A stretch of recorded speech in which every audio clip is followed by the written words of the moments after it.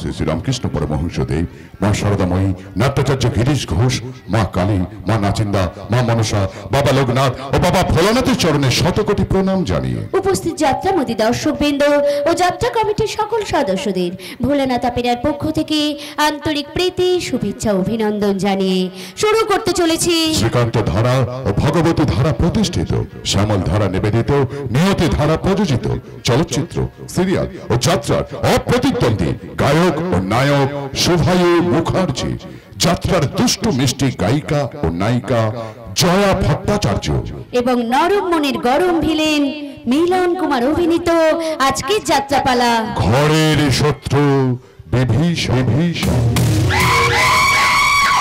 রচনা ভোলানাথ রায়, নির্দেশনায় তপন চ্যাটার্জি, সম্পাদনা ও সহ নির্দেশনায় মিলন কুমার। শ্রেষ্ঠাংশে ব্লাহট নায়িকা মিস জুলিয়া, গায়ক নায়ক কুমার অরণ্য, অশোক কুমার, কুমার অপু, কুমার আশিস, নিমাই কুমার, সচিন কুমার, মিস সরস্বতী এবং মমতাময়ী অনুরাধা। যন্ত্র সঙ্গীতে দীপক বিন্দাই, রাম মন্ডল, মনোরঞ্জন আদক ও রাজু বিন্দাই। সুর প্রচলিত ও শুভায়ু মুখার্জি। আবহ পরিকল্পনায় দীপক বিন্দাই, নৃত্যে মিস জুলিয়া, আলো ধ্বনি মা সন্তোষী সাউন্ড, নিয়ন্ত্রণে মাস্টার রবি ও বাদল চক্রবর্তী। একটি বিশেষ ঘোষণা, যে সমস্ত বাঁশের খুঁটিতে মাইকের হর্নগুলি বাধা আছে সেগুলো ধরে কেউ নাড়াচাড়া করবেন না। হর্নগুলি ঘুরে গেলে আপনাদের যাত্রা শুনতে বা আমাদের শোনাতে উভয় পক্ষেরই অসুবিধে হবে। কলকাতা নন্দকুমার হাইরোড, বেলদার যে কোনো যাত্রার দল এবং অর্কেস্ট্রা, ডান্স ট্রুপ, বাউল ও চলচ্চিত্রের শিল্পীর জন্য যোগাযোগ করুন গীতশ্রী যাত্রা বুকিং অফিস, পরিচালক শ্রী সুনীল রাউল, রুইনান সবক। আনন্দ সংবাদ, শুভ সংবাদ, TVS showroom, Messrs BS motors, TVS কোম্পানির যে কোনো টু হুইলার গাড়ি কেনার জন্য সত্তর যোগাযোগ করুন। Proprietor Prasenjit Mondal. Exchange offer এবং অল্প ডাউন পেমেন্টে গাড়ি কিনুন, সাথে সম্পূর্ণ বিনামূল্যে পেয়ে যান একটি মোবাইল ও একটি হেলমেট। শোরুম ডিহি ফলসা, পোস্ট বাদলপুর, থানা সবং, জেলা পশ্চিম মেদিনীপুর। ঘোষণাগুলি এখানেই শেষ হলো। শুরু হচ্ছে 1427 সালের চ্যালেঞ্জ সৃষ্টিকারী ভোলানাথ অপেরা পরিবেশিত সামাজিক যাত্রাপালা। সরলতার সুযোগ দিয়ে ঘরে এনেছি আপনজন, অমানবিকতার অত্যাচার দিয়ে সে হয়েছে ঘরের শত্রু বিভীষণ।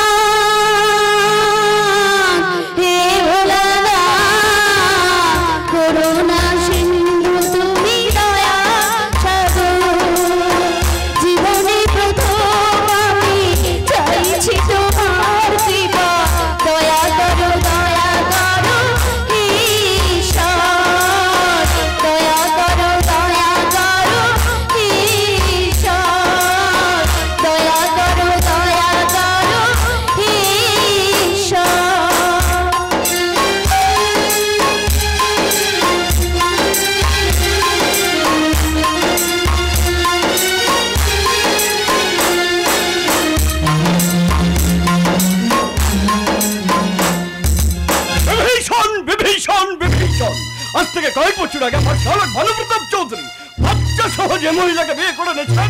এই চৌধুরী বংশকে রক্ষা করবার জন্য সেই মহিলা হলেন গায়ত্রী বৌদি। ভানুপ্রতাপ চৌধুরীর প্রথম পক্ষের সন্তান রাজেন্দ্র প্রতাপ চৌধুরীর মা হয়ে ওঠা তো দূরের কথা, হয়ে উঠেছে রাক্ষসী। আর তার ছেলে গজেন্দ্র প্রতাপ, সে হয়েছে এই ঘরের শত্রু বিভীষণ।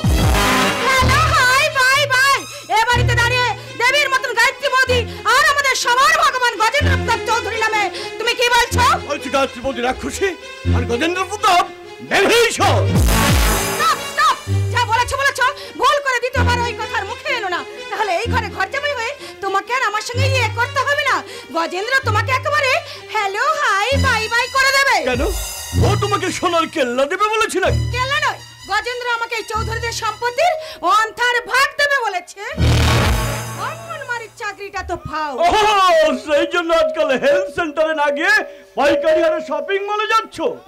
যেতেই পারি, আমি হলাম ধনী বাপের সুখী মেয়ে। সব রেজিস্ট্রারের চাকরিটা খুইয়ে তোমার বাবার বাড়িতে ঘর জামাই হয়ে থাকতে বাধ্য হলেও আসলে আমি একজন শিক্ষিত ভদ্রলোক, কাজেই তোমাদের এই অন্যায় পাপ পক্ষপাতিত্ব আমি কিছুতেই মেনে নেব না। আমি এর প্রতিবাদ করব।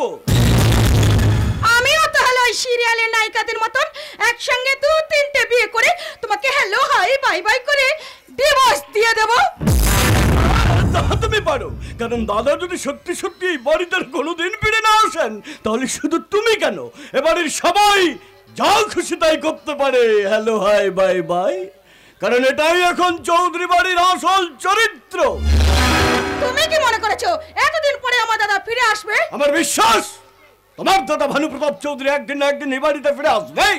এত বছর হয়ে গেল যে মানুষটার কোনো খোঁজ খবর নেই, বেঁচে আছে কি মরে গেছে কিছুই জানি না, আর তুমি বলছো আমার দাদা ফিরে আসবে? গায়ত্রী, গজেন্দ্র, রাজেন্দ্র। এই তো দাদার কণ্ঠস্বর। এই চন্দ্রা, তুমি শুনতে পাচ্ছ?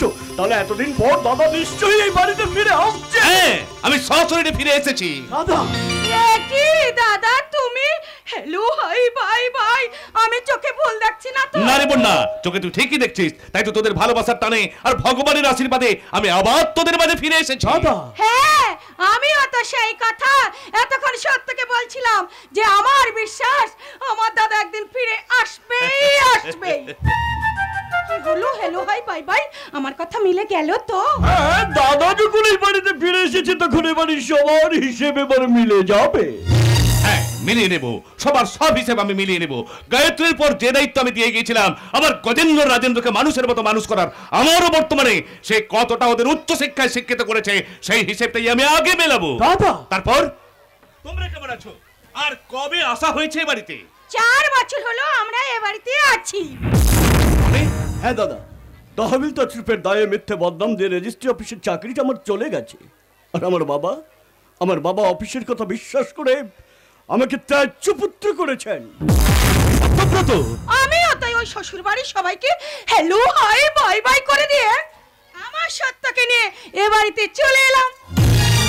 আর আমাদের দেবীর মতন বৌদি আমাদেরকে আশ্রয় দিয়ে দিল। সে তো দেবেই, ওদের স্নেহময়ী মমতাময়ীর মতো কাজ করেছে। আর আমাদের গজেন্দ্র ওই পার্টির নেতাদের সঙ্গে কথা বলে অঙ্গনওয়াড়ি আমায় একটা চাকরিও জুটিয়ে দিয়েছে। তাই নাকি? গজেন্দ্র তো চাকরির ব্যবস্থাও করে দিয়েছে। শুধু কি চাকরি, নেতা মন্ত্রী ডাক্তার পুলিশ সবাই আমার গজুকে সমীহ করে চলে। সে তো চলতেই হবে। ওদের বংশের বড় সন্তান, চৌধুরী বংশের মান সম্মান রক্ষার দায়িত্ব তো এখন ওর হাতে। কিন্তু গায়ত্রীকে দেখতে পাচ্ছি না। গায়ত্রী কোথায় গেল? গায়ত্রী তুমি কোথায়? কে আমাকে গায়ত্রী বলে ডাকছে? গায়ত্রী আমি।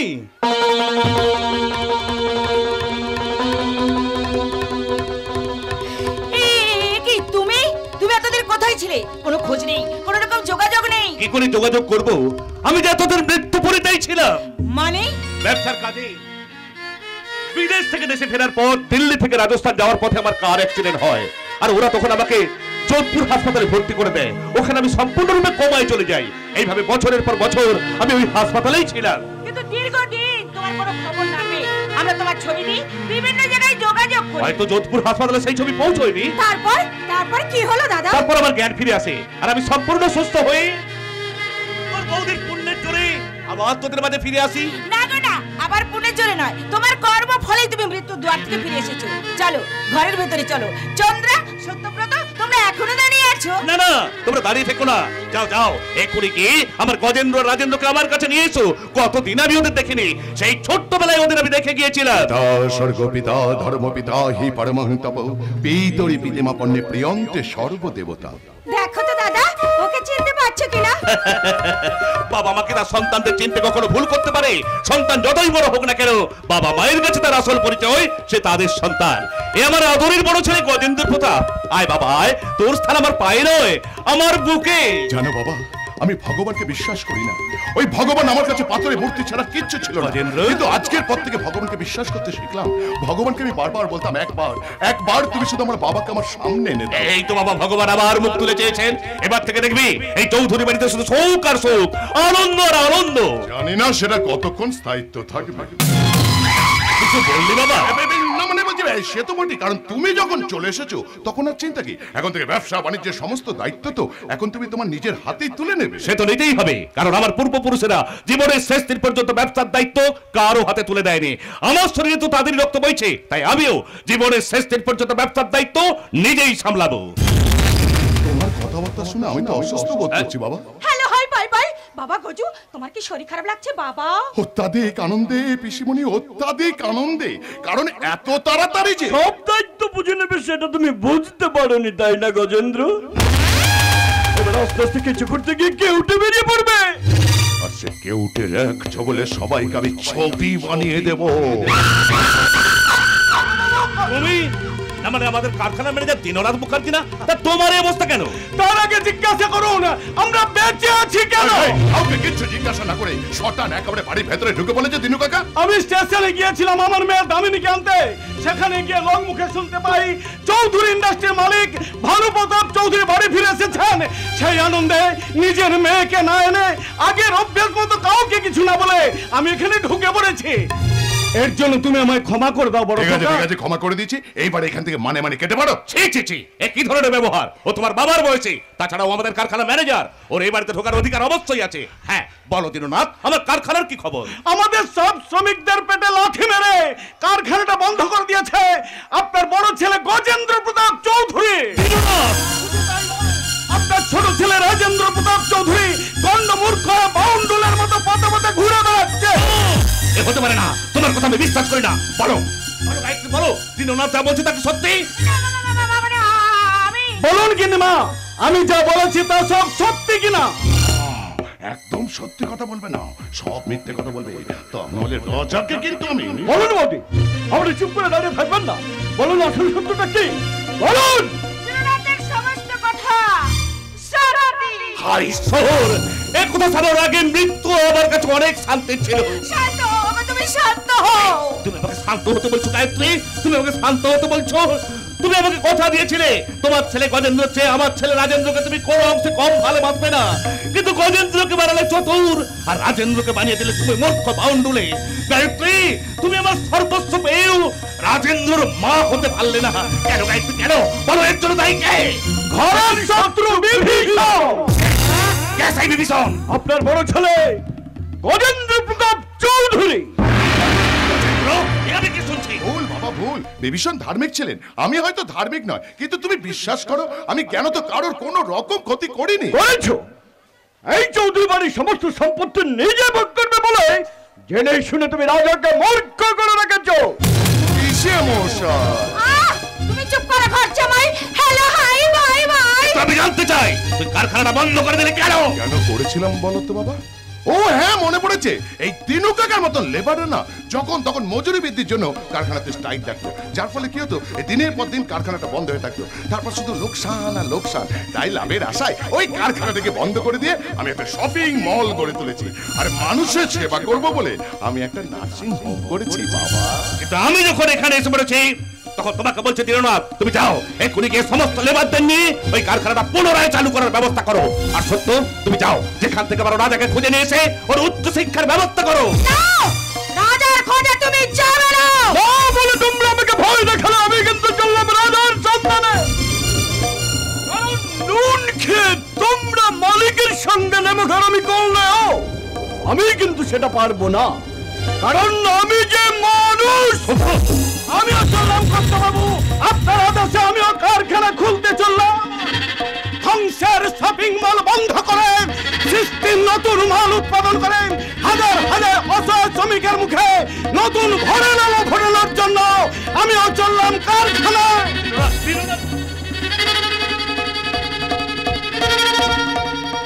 পিপিলিকার পাগনা গজায় মরিবার। আমি যখন এখানে এসে পড়েছি তখন ওরা কেউ মরবে না। তুমি ওদের বিরুদ্ধে কিছু করতে চাইলে আমি তোমাকে পুলিশে দেব।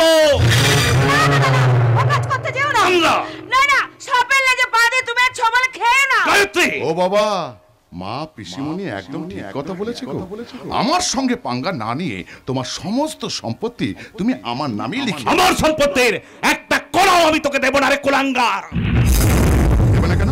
আমি তোমার ছেলে না? সেটা তোর মাকে জিজ্ঞাসা কর। জিজ্ঞাসা করতে হবে না তো, আমি তো জানি আমি হচ্ছে তোমার ভালোবাসার ফসল।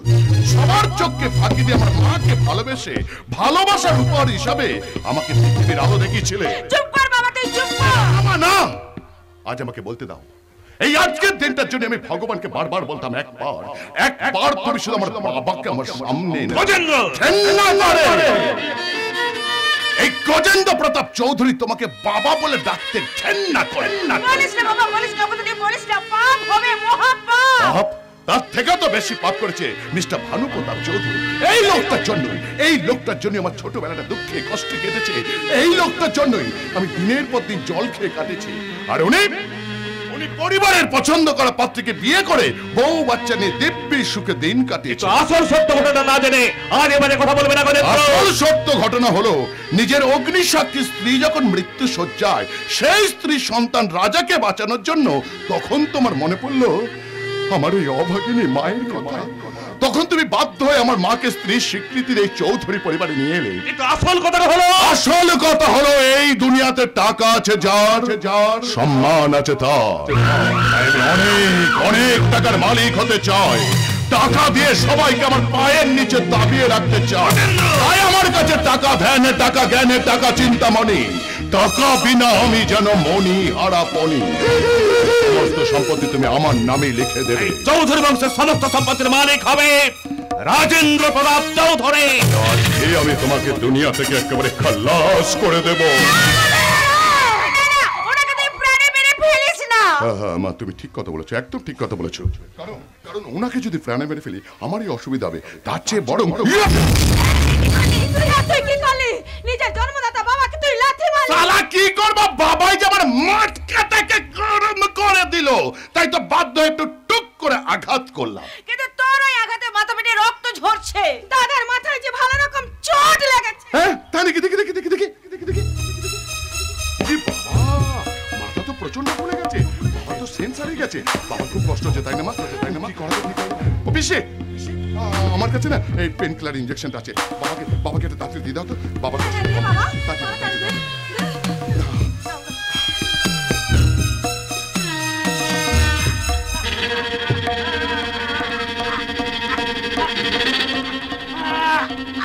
চলে যাচ্ছে, পুড়ে যাচ্ছে। আমার সারা শরীরে যেন হাজার হাজার কাকড়া বিচে দংশন করছে। আমার সারা শরীরটা অবশ হয়ে যাচ্ছে। কি যন্ত্রণা আমি আর সহ্য করতে পারছি না। তোমার কিছু হবে না, আমি তোমাকে এক্ষুনি হাসপাতালে নিয়ে যাব। ও মা, হাসপাতালে নিয়ে গিয়ে কোনো লাভ হবে না গো। মানে আবার কি? তুমি আর পিসি দুজনে মিলে তো বাবাকে 20 ইনজেকশন দিলে। না নয়, হ্যাঁ, বাবাকে নিয়ে গিয়ে আমাদের মানে অন্ধকার ঘরটা আমাদের বন্ধ করে রাখবে। যতদিন না বাবা আমাদের এই সম্পত্তির উইলে সই করে দিচ্ছে, ততদিন অব্দি বাবার ঠিকানা আমাদের বাড়ির চোরা কোঠরিতে। আর তোমরা যদি আমার কথার অবাধ্য হয়েছো, তোমাদের পরিণতি বাবার মতোই হবে। I am গজেন্দ্র প্রতাপ চৌধুরী। সরলতার সুযোগ নেওয়াটা মেন জরুরি। জ্ঞান হওয়ার পর থেকে জিততেই শিখেছি, মানিনি কখনো হার। মিথ্যা বলতে ওস্তাদ আমি, চরিত্রহীন কলেজের 1 নম্বরের আতুর ঘরে শিখেছি আমি সব শয়তানি। আর মেয়েদের শরীরটাকে আমি ভোগ্য বস্তু বলি জানি। সবার সাথে বেইমানি করব, নিয়েছি ধনুক ভাঙা পণ। লোকে আমায় বলছে বলুক, ঘরের শত্রু বিভীষণ।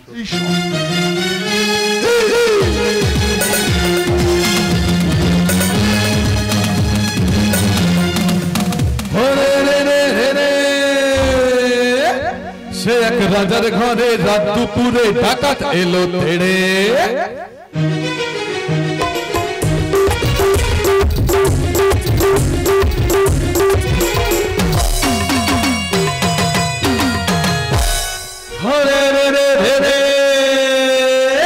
সে এক রাজার ঘরে রাত দুপুরে ডাকাত এলো তেড়ে। সে এক রাজার ঘরে রাত দুপুরে ডাকাত এলো তেড়ে।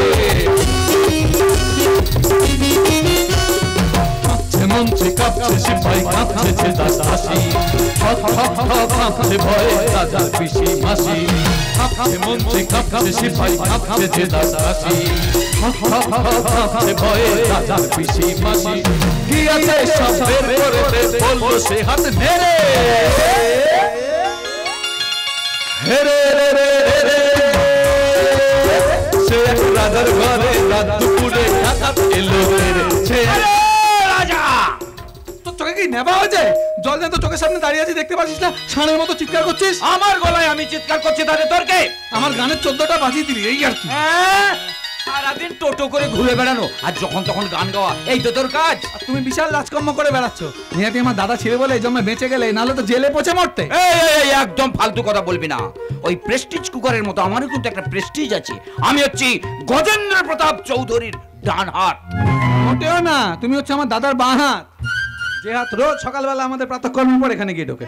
কি আমি পাক্কা চোর ছিলি, ওই কলকাতায় পুলিশের তাড়া খেয়ে এখন আমার দাদার খপ্পরে পড়ে সাধু সেজে বসে আছিস। রাজা শোন শোন, তোর সম্বন্ধে যা শুনেছি তার বলার নয়। দে দে মা, আমার জন্য কি রান্না করে পাঠিয়েছে, দে, তা খুব খিদে পেয়েছে আমার।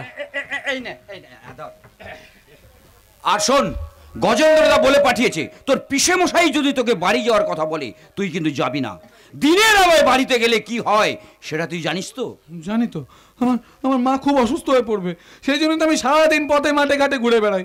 রাত্রিবেলা সবাই যখন ঘুমিয়ে পড়ে তখন চোরের মতো নিজের ঘরে ঘুমোতে যাই। রাজা তুই? আর দিনের বেলা সূর্য ওঠার আগে সবার চোখে ফাঁকি দিয়ে বাড়ি থেকে বেরিয়ে যাই। তোকে দেখে না আমার খুব কষ্ট হয় রে রাজা। কেন? আমাকে দেখে তোর কষ্ট হয় কেন? আমি তো একটা অপয়া। আমার জন্মের পর আমার গর্ভধারিণী মা মারা যায়, নতুন মা এসে আমাকে কোনোদিন মায়ের অভাব বুঝতে দেয়নি। তোমার বাবাটা হচ্ছে কোথায় নিখোঁজ হয়ে গেল। দাদা বলে এই সংসারে সব অমঙ্গল সবকিছু আমার জন্য হচ্ছে। কিন্তু তোর বাবা তো বাড়ি ফিরে এসেছে। বাবা বাড়ি ফিরে এসছে, আমি যাবো, আমি বাবার কাছে যাবো। না তুই যাবি না, দাদা বারণ করে দিয়েছে। আজকে আমাকে আটকাতে পারবে না, আমি যাবো। না তুই যাবি না, গজেন্দ্রদা জানতে পারলে চাবুক মেরে তোর পিছে ছাল তুলে নেবে। তুলে দিক, আমার ছাল চামড়া সব তুলে আমাকে শেষ করে দিক, তবু একবার আমি বাবার সঙ্গে দেখা করবো। না তুই যাবি না, আমার সামনে থেকে সরে যা। আজকে পৃথিবীর কোন শক্তি আমাকে আটকাতে পারবে? আমি তোকে যেতে দেব না, তোকে পুজো রেখে দিয়ে যাবো।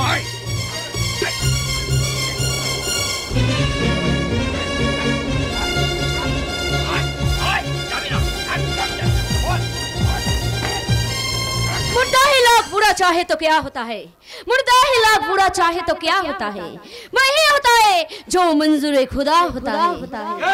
জড় নয়, মৃত নয়, নয় অন্ধকারের খনিজ। আমি তো জীবন্ত প্রাণ, আমি এক অঙ্কুরিত বীজ। যদি নিজের ভালো চাস তাহলে কথা না বাড়িয়ে সুরসুর করে ভদ্রগড়ের ছেলের মতন সোজা বাড়ির পথে হাঁটা লাগা, নাহলে আমার পিস্তলের একটা গরম শীষে তোর শরীরটাকে এফর ওফর করে দেবে। চল ভাগ ভাগ এখান থেকে। কি হলো, আপনি পাগলের মতন হাসছেন কেন? আরে নিধিরাম সর্দারের বাহাদুর দেখে না যে পারা যায়। হ্যাঁ, একটা লাঠিকে বন্দুক মনে করে ছুঁচের মতো সুরসুর করে এখান থেকে দৌড়ে পালিয়ে গেল। আর সত্যিকারের বন্দুক হলে তাও পেন্টে হিসি করে ফেলতো। কিন্তু ও আপনাকে এইভাবে মারছিল কেন? আমাকে আপনি আপনি করে বলছো কেন? মানে আমাকে তো কেউ আপনি করে কথা বলে না। তাহলে কি করে কথা বলবো? দাঁড়া আগে তোমাকে একটু ভালো করে দেখে নি। কি গো তুমি, যেন বৃন্ত ছেঁড়া ফুল, তোর মুজের মতো তুমি হয়ে গেছো রাঙা। তোমাকে দেখে আমার বুকের গেঁড়া কল যে কল দিতে চায় তোমার হাতে শাখা। ঠিক আছে ননসেন্স। কি ঠিক আছে? এই যে আমার তোমার হাত ধরা আর তোমার আমাকে চল মারতে ওটা। তাই নাকি? হ্যাঁ, আরে বাবা এতদিন মেয়েদের একটু ছোঁয়া পাওয়ার জন্য কতই না গেঁড়া কল করেছি, কিন্তু কোন মেয়ে আমাকে ধাক্কা দেওয়া ছাড়া একটা কথাও বলে না। এই তুমি আজকে আমাকে রকির হাত থেকে বাঁচালে, তারপর আমার উপর রেগে গিয়ে আমাকে চড় মারতে উঠলে, আর সেই সুযোগে আমি তোমার একটু ছোঁয়া পেয়ে গেলাম। মাইরি বলছি, ওই একটুখানি ছোঁয়ায় না আমার। কি হয়েছে আপনার? আমার প্রাণটা বরফ হয়ে গেছে। সত্যি সত্যি আপনি একটা মূর্খ কালিদাস। কেন? আরে বাবা, মেয়েদের ছোঁয়াতে ছেলেদের শরীর বরফ হয় না, হয় আগুন। ইয়েস, কিন্তু আপনার টোটালটাই উল্টো। আপনি মনে হয় কখনো স্কুল কলেজের রাস্তায় পা রাখেননি বলুন না? আপনার চাল চলন, কথাবার্তা, পোশাক আশাক সবটাই উল্টো। আরে দূর, এখন পৃথিবীটাই তো উল্টো দিকে ঘুরছে, তাই আমি পৃথিবীর মতো সারা দিন চকির মতো এদিক ওদিক ঘুরে বেড়াই। আচ্ছা আচ্ছা, আপনার বাড়ি কোথায় বলুন তো? আপনার নাম কি? আমাকে চেনো না? আরে আমি তো চৌধুরী বাড়ির ছোট ছেলে, আমার নাম রাজেন্দ্র প্রতাপ চৌধুরী। এই তো আমাকে চেনো, কিন্তু তুমি কে গো? কি নাম তোমার? আপনি না মানে তুমি? আরে তুমি আমাকে চিনতে পারছো না? কই না তো। ভালো করে দেখো তো, সত্যি সত্যি তুমি আমাকে চিনতে পারছো না? সত্যি বলতে মায়ের দিব্যি বলতে চিনতে পারছি না। আচ্ছা আচ্ছা, তুমি ছোটবেলায় ছুটকি বলে কাউকে চিনতে? ছুটকি? ছুটকি ছুটকি ছুটকি, হ্যাঁ মনে পড়ছে। আরে ছেলেবেলা তো আমরা একসঙ্গে খেলা করতাম তো। আরে ছোঁয়াছুঁই, কানামাছি, কিতকিত, বড়বউ, পুতুল, আরো কত কি খেলা। আর এই খেলার একটা নিয়ম ছিল, যে এই খেলায় হেরে যাবে তাকে একটা চড়া বলতে হবে। পেঁচা কই পেঁচা নেই, খসা তার চেঁচা নেই, শুনে শুনে আনমন নাচে মোর প্রাণ মন। মাজা গলা চাচা সুর আল্লাদে ভরপুর, গলা চেরা ধমকে গাছপালা চমকে, শুনে শুনে কত পেঁচ গিটগিরি ক্যাচ ক্যাচ ক্যাচ ক্যাচ ক্যাচ ক্যাচ ক্যাচ। মনে পড়ে গেছে আমার সব কথা মনে পড়ে গেছে, সব কথা মনে পড়ে গেছে। তোমার সব মনে পড়ে গেছে? সব মনে পড়ে গেছে। মনে নেই তুমি, তোমার দাদা কৌশিক দা, তোমার মামার ছেলে দীপদা, আরে আমরা সবাই একসাথে খেলা করতাম। আমরা তো ব্যাট বলও খেলতাম। আর আমি মেয়ে বলে আমাকে তোমরা দলেই নিতে চাইতে না। আর ওই ঝড়ের সময় যখন আম বাগানে সব আমগুলো পড়ে যেত, আর তুমি সবার আগে দৌড়ে গিয়ে আমগুলোকে কুড়িয়ে নিয়ে চাল চাড়িয়ে নুন মাখিয়ে ভালো করে মেখে নিয়ে আসতে, আর আমরা সব বসে বসে খেতাম। আর একদিন ঝড় বৃষ্টির সময় তোমাদের ছাদের ঘরে বসে ইকির মিকির খেলছিলাম, হঠাৎ করে সামনে নারকেল গাছটায় একটা বিকট শব্দে বাজ পড়লো।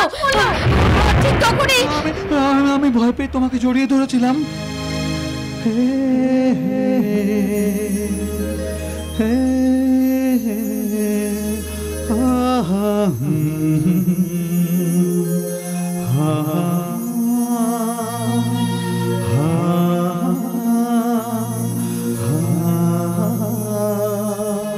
মনে পড়ে গেছে আমার সব কথা মনে পড়ে গেছে, আমার সব কথা মনে পড়ে গেছে। সব মনে আছে। একদিন শিব মন্দিরের দালানে বসে বড় বউ খেলছিলাম, সেদিন কেউ ছিল না, ছিলাম শুধু তুমি আর আমি। হঠাৎ করে তুমি শিব ঠাকুরের গলার মালাটা খুলে নিয়ে এসে আমার গলায় পরিয়ে দিয়ে বলেছিলে, আমি তো শিব ঠাকুর, তুই আমার পার্বতী। আজ থেকে তুমি আবার ওই মালা আমার গলায় পরিয়ে দিয়ে বলেছিলে, শিব ঠাকুরের গলায় দইলে বইছি ফলের মালিকা, শিব ঠাকুরের গলায় দইলে বইছি ফলের মালিকা, গলায় দড়ি কি পরালো, গলায় দড়ি কি পরালো, গলা গৌরী বালিকা, শিব ঠাকুরের গলায় দইলে বইছি ফলের মালিকা, শিব ঠাকুরের গলায় দইলে বইছি ফলের মালিকা। বাবা তুমি নাকি ছেলেবেলা কোনো কথাই বলনি? মেয়েদের জীবনটাই তো পুতুল খেলার মতন, ছোটবেলা থেকে পুতুল খেলতে খেলতে কবে যে সংসার মন্দিরের পুতুল হয়ে যায় তা নিজেরাই জানে না। যাই হোক, আমি তো ভেবেছিলাম তুমি আমার মতো লেখাপড়া শিখে উচ্চ শিক্ষায় শিক্ষিত হয়েছো। না, আমি তো লেখাপড়া করলে আমার মা মরে যাবে, তাই আমি লেখাপড়া করি না। তুমি লেখাপড়া করলে তোমার মা মরে যাবে? আরে এই কথাগুলো তোমাকে কে বলেছে? কেন আমার দাদা আমাকে বলেছে। স্ট্রেঞ্জ, কিন্তু তোমার পোশাক আশাকের এরকম অবস্থা কেন? আরে দূর, আমি তো সারাদিন বাড়িতেই থাকি না, ওইসব ওই ভালো ভালো জামা কাপড় পরি না। আমি যদি সারাদিন বাড়িতে থাকি আর সব দামি দামি জামা কাপড় পরি, তাহলে আমার মা খুব অসুস্থ হয়ে পড়বে। এই কথাগুলো তোমাকে কে বলেছে? দাদা বলেছে, দাদা আরো বলেছে। এইসব কথাগুলো যদি আমি কাউকে বলি তাহলে আমার দাদা আমাকে খুব মারবে। বন্ধু, কি বলে ডাকলে আমায়? বন্ধু? তুমি আমার বন্ধু তো। কেন আমি কি তোমার বন্ধু হতে পারি না? বন্ধু মানে জানো? কেন জানবো না? বন্ধু মানে হচ্ছে দিনের আলো একা পথ চলার থেকে অন্ধকারে বন্ধুর হাত ধরে হাঁটা অনেক ভালো। তাই বুঝি? বন্ধু মানে পাশে থেকে কথা বলা, বন্ধু মানে দূরে থেকেও পাশে চলা, বন্ধু মানে পাশে থেকে কথা বলা, বন্ধু মানে দূরে থেকে পাশে চলা, বন্ধু মানে অকারণে প্রাণ খুলে হাসা, হাসি কান্না সুখে দুঃখে নিঃস্বার্থের ভালোবাসা, বন্ধু মানে পাশে থেকে কথা বলা, বন্ধু মানে দূরে থেকে পাশে চলা।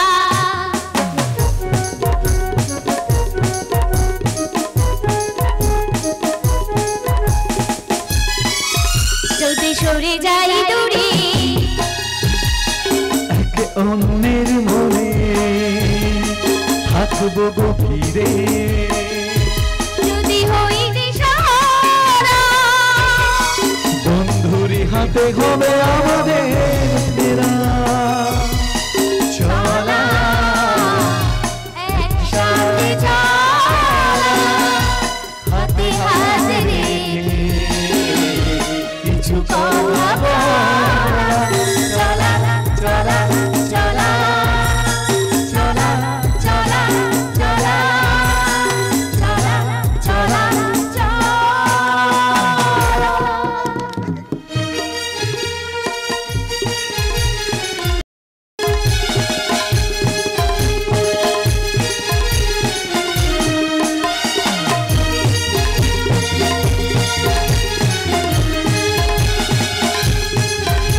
ওরে শালা, রকি আমার হোয়াটসঅ্যাপে কি ভিডিও পাঠিয়েছে? একটা সুন্দরী মেয়ের সঙ্গে আমার ভাই রাজা একসঙ্গে নাচ গান করছে, আবার একসঙ্গে খাওয়া দাওয়া করছে। ওরে শালা, এই সুন্দরী মেয়েটা তো দারুণ দেখতে, আগে তো কখনো দেখিনি। আজকেই খবর নিতে হবে এই সুন্দরী মেয়েটা কে। দীননাথ মুখার্জির মেয়ে দামিনী। দামিনী মানে সেই বাচ্চা মেয়েটা যে কলকাতাতে পড়াশোনার জন্য গিয়েছিল? বাহ, দেখতে তো বেশ সুন্দরী হয়েছে। ওর থেকে তো রাজাকে দূরে সরিয়ে রাখতে হবে। রাজার দিকে তুমি আর হাত বাড়িও না গজেন্দ্র, তোমার হাতটাকে এবার একটু গুটিয়ে নাও। আপনিও না আমার পথের কাটা হয়ে দাঁড়াবেন না। আপনার এই সমস্ত কথাবার্তা পিসিমণি যদি জানতে পারে আপনাকে কিন্তু ডিভোর্স করবে। হ্যাঁ, সেটা করবেই, কারণ তুমি যে ওর মনে লোভের বিষ ঢুকিয়ে দিয়েছো। সেই বিষয়ে আপনারা মরবেন না, বরং বেঁচে যাবে। মরবো, তবু তোমার মতো ভানুপ্রতাপ চৌধুরীর সঙ্গে বেঈমানি করতে পারবো না। ভুলে যাবেন না আপনি কিন্তু একটা ঘর জামাই। আর তুমিও ভুলে যেও না তুমি তোমার বাবার দ্বিতীয় পক্ষের স্ত্রীর ছেলে। কাজে দাদার কথা মতো রাজাকে আমি নতুন করে লেখাপড়া শেখাবো। লেখাপড়া শেখাবো, লেখাপড়া শিখে যেন একেবারে বিদ্যাসাগর হবে। বিদ্যাসাগর হয়তো হতে পারবে না ঠিকই, কিন্তু সঠিক শিক্ষায় শিক্ষিত হয়ে অন্তত তোমার মতো অমানুষ হবে না। কি বললেন? আমি অমানুষ? তোমার ক্ষেত্রে সেটা কম্বল হবে। ও হ্যাঁ, আরেকটা কথা তুমি জেনে রাখো, এই পৃথিবীর মধ্যে সব থেকে শক্তিশালী অস্ত্র হলো এই কলম। এই কলম দিয়ে কিন্তু অনেক কিছু করা যায়। কি বলছেন পিসেমশাই? এই কলম দিয়ে অনেক কিছু করা যায়, কিন্তু আমি তো জানি এটাকে দিয়ে শুধুমাত্র লেখা যায়। আর আপনি বলছেন এটা নাকি একটা অস্ত্র। তা দেখি তো এই অস্ত্রটাকে আমি কোনো কাজে লাগাতে পারি কিনা।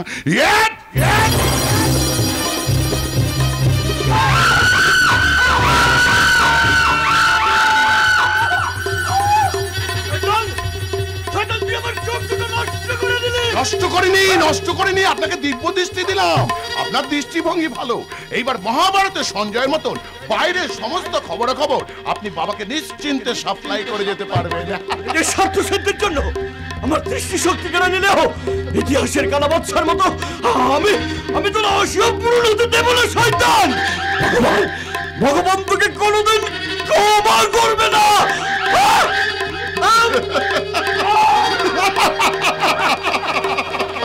শকুনের সামনে কোনোদিনও গরু মরে না। একই করলেন বস আপনার পিসেমশাই। জানিস তো পিসেমশাই পড়ে গিয়ে হোঁচটকে ওই পাথরের টুকরোটা পিসেমশাই চোখে ঢুকে পড়েছে। বুঝলি?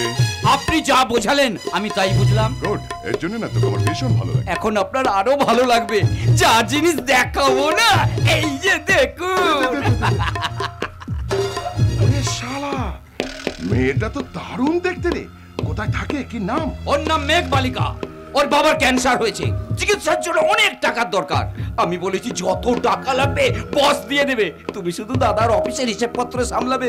মেয়েটা রাজি হয়েছে। Good, very good. এইভাবে গরিব ঘরে মেয়েদেরকে টাকার লোভ দেখে আমার খাঁচার মধ্যে নিয়ে আসবি। এতে জানবি মা লক্ষ্মীর আশীর্বাদ আমার মাথায় ঝরে ঝরে পড়বে। সত্যি দাদা, আপনার কাছে থেকে না অনেক কিছু শিখতে পাচ্ছি, জানতে পাচ্ছি। কথা দিতে আছে, শেখার কোনো শেষ নেই আর মার খাওয়ার কোনো বয়স। কিন্তু এখন আমি তোকে যেটা জিজ্ঞাসা করছি ঠিকঠাক ভাবে উত্তর দিত। এই পিসমশাইকে যখন আমি চক্ষুদান পর্ব করছিলাম, ওই দৃশ্যটা তোর মোবাইলে ভিডিও হিসাবে লোড করে রাখলি কেন? মানে আমার সঙ্গে চালাকি করবার চেষ্টা করবি না। বলে জাস্ট আমার মাথার পেছনে দুটো চোখ লাগানো আছে। তাছাড়া কোনো কাজ আমি কোনোদিন প্রমাণ দেখে করি না। আমার সঙ্গে চালাকি করবি তো নামের আগে একটা চন্দ্রবিন্দু চাঁদ বসিয়ে দেব। আমার না হয়েছে, এরকম কাজ দ্বিতীয়বার হবে না। আমাকে ফার্স্ট টাইম করে দিলাম ক্ষমা। Next time direct full stop মাঝখানে থাকবে না কোনো রকম কমা। দাদা আপনি নায়ক নেই কাল নায়ক নেক্সট টাইম একদম খালা।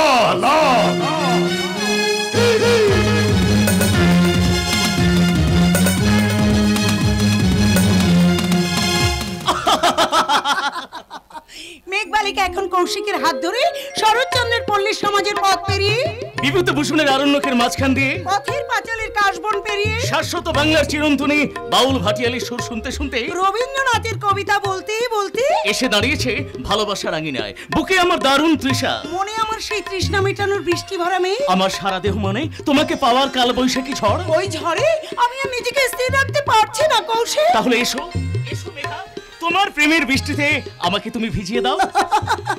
কৌশিক, আমার কৌশিক। মেঘা, তুমি আমাকে কোনোদিন ভুলে যাবে না তো? কৌশিক, তুমি তো জানো আমি বেকার। আমার নিজের হাত খরচ আর বোনের লেখাপড়ার খরচ চালানোর জন্য আমি সামান্য কয়েকটা টিউশনি পড়াই। আমার বোন দামিনী কলকাতা লেখাপড়ার পাঠ চুকিয়ে আজই বাড়িতে ফিরছে। আমার বাবা একজন সাধারণ শ্রমিক। আমাদের অভাবের সংসারে তুমি নিজেকে মানিয়ে নিতে পারবে তো? আমিও কি কোনো বড়লোক বাবার আদরের মেয়ে? আমিও তোমার মতো সাধারণ ঘরের মেয়ে। আমার বাবা রুগ্ন হয়ে বিছানায় দীর্ঘদিন শয্যাশায়ী। আমি ছাড়া বাবাকে দেখার মতো কেউ নেই, তাই তো বাধ্য হয়ে আমাকে একটা নতুন চাকরিতে জয়েন করতে হচ্ছে। কিন্তু তোমার আগের চাকরিটা? ওটা ছেড়ে দিয়েছি, কারণ আগের চাকরিটা থেকে এখানে মাইনে অনেক বেশি। মেঘা, তাই তো তোমাকে সুখবরটা জানাতে এলাম। কিন্তু অনেক বেশি টাকার লোভে তোমার এই সত্য সুন্দর সত্তাটা যদি কোনোদিন নষ্ট হয়ে যায়, হবে না। ওখানে গিয়ে তুমি যদি আমাকে ভুলে যাও। ভুল কখনো মৌমাছিকে বলে না কৌশিক। অনেক ব্যস্ততার মাঝেও আমার কথা তোমার মনে থাকবে। হৃদয়ে লেখা নাম কখনো মোছে না। কিন্তু আমার যে বড় ভয় হয়, ওখানে গিয়ে হঠাৎ করে তোমার চরিত্রটা যদি কোনো পরিবর্তন এসে যায়। ভুল কৌশিক, ভুল। আকাশের চাঁদ, পৃথিবীর মাটি আর গাছের ফুল শত আঘাতেও যেমন তাদের চরিত্র বদল করে না, তেমনি তোমার বেলাতেও আমার চরিত্রের কোনো পরিবর্তন হবে না। মেঘা, চাকরি করতে গিয়ে আমি হয়তো আমার সব দেব, কিন্তু এই মন, এই দেহ আমি কাউকে দিতে পারবো না কৌশিক, কাউকে না। মেঘা, কারণ এই দেহ মনের অধিকার যে শুধু তোমার। মেঘা, আমি যে তোমার কৌশিক, শুধু তোমার। আরে মেঘা, আরে যেও না, শুনে যাও, চলে যাও না, শোনো শোনো। যা, চলে গেল। কিন্তু যাওয়ার সময় ও কি যেন একটা আমাকে বলে গেল। বাতাসে বহিছে প্রেম, নয়নে লাগিল নেশা, কারাজে ডাকিল পিছে, বসন্ত এসে গেছে। মধুর অমৃত বাণী, বেলা গেল সহজে, মরমে উঠিল বাজি, বসন্ত এসে গেছে। ফাজিল মেয়ে কোথাকার, বড় দাদার সঙ্গে আর কি হচ্ছে? 100 বার করবো, 1000 বার করবো। কতদিন তোর সাথে খুনসুটি করিনি বলতো? কতদিন তোর প্রশ্রয় মাখা বদমাইশি গুলো করিনি? দামিনী, কতদিন তোর হাত ধরে দুর্গাপুজো, দোল, গাজন যাত্রা, রথের মেলাও দেখিনি? কিন্তু তার তুই বলতো এতক্ষণ তুই ছিলিস কোথায়? অনেকক্ষণ আগে তো রিকশায় করে ব্যাগ লাগেজ পত্র পাঠিয়ে দিয়েছিস, তাহলে এতক্ষণ তুই কি করছিস? জন্মভূমির স্বাদ, গন্ধ, ছোটবেলার স্মৃতিকে নতুন করে গায়ে মাখবো বলে রিকশায় করে স্টেশন থেকে ফেরার পথে মাঝপথে নেমে পড়েছিলাম। কিন্তু তুই বাবা আমাকে স্টেশন থেকে আনতে গেলি না কেন? আমি যদি স্টেশনে যাই তাহলে আমার যে মিষ্টি বোনটা এতদিন পর বাড়িতে আসছে তার পছন্দের খাবারগুলো রান্না করবে কে? আচ্ছা বল তো দেখি, তোর জন্য আমি কি কি রান্না করেছি? কলমি শাক ভাজা, চালতা দিয়ে ডাল, আর পোস্তর বড়া, আলু পোস্ত, আর মোরলা মাছের টক। কি রে দাদা, ঠিক বললাম তো? একটা জিনিস বাদ গেছে, সেটাকে বলবে? কি বলতো? ছোট্টবেলা যেটা খাওয়ার জন্য তুই খুব বায়না করতিস, তোর সে পছন্দের খাবার পায়েস। সত্যি রে দাদা, কতদিন পায়েস খাইনি রে দাদা। এই না হলে দাদা ভাইয়া है तो कैसा? तुम्हारा भैया जैसा। বাবা আয় মা আয়, মনটা আমার জুড়ি গেল রে তোর এই মুষ্টি মুখখানা দেখে। থাক মা থাক, মনে হচ্ছে গোটা পৃথিবীর সব শান্তি আজ আমার মধ্যে বিরাজ করছে রে মা। তোমার কষ্ট তো সার্থক হচ্ছে বাবা। আমাদের ছুটকে উচ্চ শিক্ষায় শিক্ষিত হয়ে বাড়িতে ফিরে এসেছে। আজ তো আমাদের আনন্দের দিন। তোদের জন্য আরো একটা খুশির খবর আছে, এইবার আমাদের কারখানাটা খুলতে চলেছে। সত্যি বলছো বাবা? যাক, ভগবান এতদিন পরে আমাদের উপরে মুখ তুলে চেয়েছেন। কিন্তু এখন আমি যেটা চাইবো সেটা তোমাকে দিতে হবে। তার আগে বলো তো দাদা, আজ কি দিন? কি দিন আছে রে বোন? আমি জানতাম তুমি ভুলে যাবে, কিন্তু তুমি ভুলে গেলেও আমি ভুলিনি। কারণ আজ যে দাদাদের কাছে বোনেদের পকেট কাটার দিন। মানে তোমার হাতে রাখি পরিয়ে তোমার পকেটটাকে একটু হালকা করব বলে। তোর এই বেকার দাদার কাছে কি চাই বল, আমি চেষ্টা করবো সেটা এনে দেওয়ার জন্য। বেশি কিছু নয় রে দাদা, চাই তোর একটু ভালোবাসা। ছুটকি, ভাই বোনের এই পবিত্র সম্পর্ক চেয়ে পৃথিবীতে আর বড় কোনো সম্পর্ক হতে পারে না রে দাদা। তোর মতো একটা ছোট্ট বোন যার আছে না, তার কোনোদিন কোনো ভালোবাসার অভাব থাকে না। হ্যাঁ, তাই তো ভাই বোন যত দূরত্বেই থাকুক না কেন, তাদের সম্পর্ক কোনোদিনই ছিন্ন হয় না। জানিস তো বোন, একজন দাদা তার বুকের মাঝে সমস্ত কষ্টটাকে চেপে রাখে শুধুমাত্র তার বোনকে সুখী দেখার জন্য। তাই তো দাদা বিপদে পড়লে সর্বপ্রথম তার বোনের প্রার্থনার জন্য হাত দুটো উঁচু হয়। আমি ঈশ্বরের কাছে কামনা করি চিরদিন এইভাবে যেন আমরা হাসি খুশিতে থাকতে পারি, সারা জীবন যেন আমরা বাসবো ভালো, রাখবো ভরে এই জীবন হাসি গানে। তাই মনে হয় আজকে বুঝি নেমেল স্বর্গ এখানে। বাসবো ভালো, রাখবো ভরে এই জীবন হাসি গানে। তাই মনে হয় আজকে বুঝি নেমেল স্বর্গ এখানে। বাসবো ভালো, রাখবো ভরে।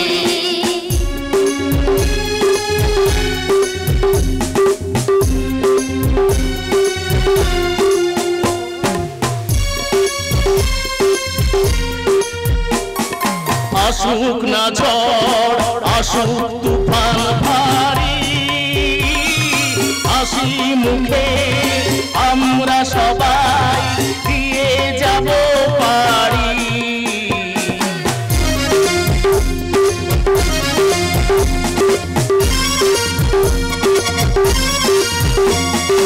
আসুক না ঝড়, আসুক তুফান ভারী, হাসি মুখে আমরা সবাই দিয়ে যাব পারি। আমরা নদী তাই তো ছুটি, আমরা নদী তাই তো ছুটি, চলেছি সাগরের প্রাণে।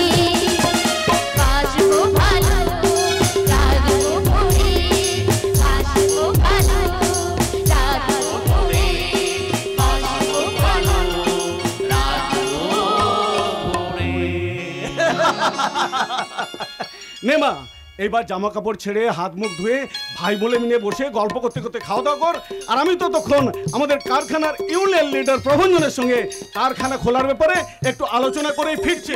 আর হ্যাঁ, সন্ধ্যের পর যেন কোথাও বেরোবি না, কারণ এখানকার বর্তমান পরিস্থিতি খুব ভালো নয়। দাদা, বাবা কথাটা কি বলে গেল রে? এখানকার পরিস্থিতি ভালো নয় তার মানে?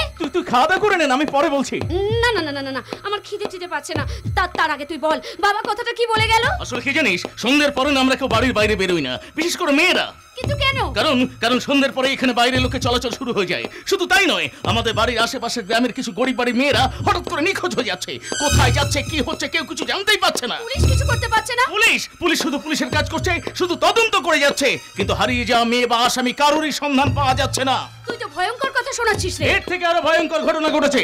ইতিমধ্যে 3টে মেয়ের সন্ধান পাওয়া গেছে, তার মধ্যে একটা বডি পাওয়া গেছে নদীর চরে অর্ধনগ্ন অবস্থায়, আর 2টো বডি পাওয়া গেছে পুরনো শিব মন্দিরের পিছনের মাঠে।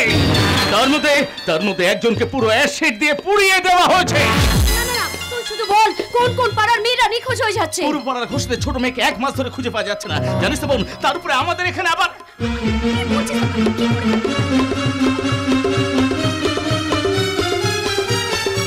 আরে কাকা, এত হন্তদন্তে কোথায় যাচ্ছ? এই যে সামনে যাচ্ছে, একটু দরকার আছে। জানি তো কোন দরকারে যাচ্ছে। তোমার মেয়ে দামিনী ফিরে এসেছে, তার জন্য নিশ্চয়ই কিছু ভালো ভালো খাবার দাবার আনতে যাচ্ছ।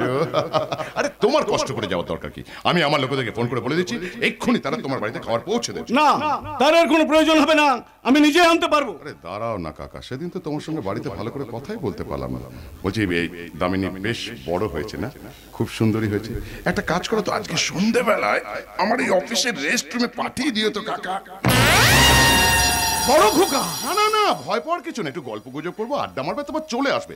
রাত হয়ে গেলে আমি নিজে গাড়িতে করে ওকে বাড়িতে পৌঁছে দিয়ে আসবো। তোমার কথা বলা হয়েছে, বললাম তোমার দরকার আছে, আমি আসছি। ঠিক ঠিক ঠিক, তুমি তো ভীষণ বিজি ম্যান, তোমার এখন দম ফেলার সময় নেই, কারণ বাবা তোমাকে কারখানা খোলার অনুমতি দিয়েছে। কিন্তু তুমি কি জানো, এই তুমি বাড়ি থেকে চলে আসার পরই বাবার এখন স্থান হয়েছে আমাদের বাড়ির চোরা কুঠুরিতে। মানে সেটাও কি তোমাকে ভেঙে বলতে হবে নাকি? তাছাড়া আজকে একটা বিরাট বড় দুর্ঘটনা ঘটে গেছে। পিসেমশাই হঠাৎ করে চিরদিনের মতন অন্ধ হয়ে গেল।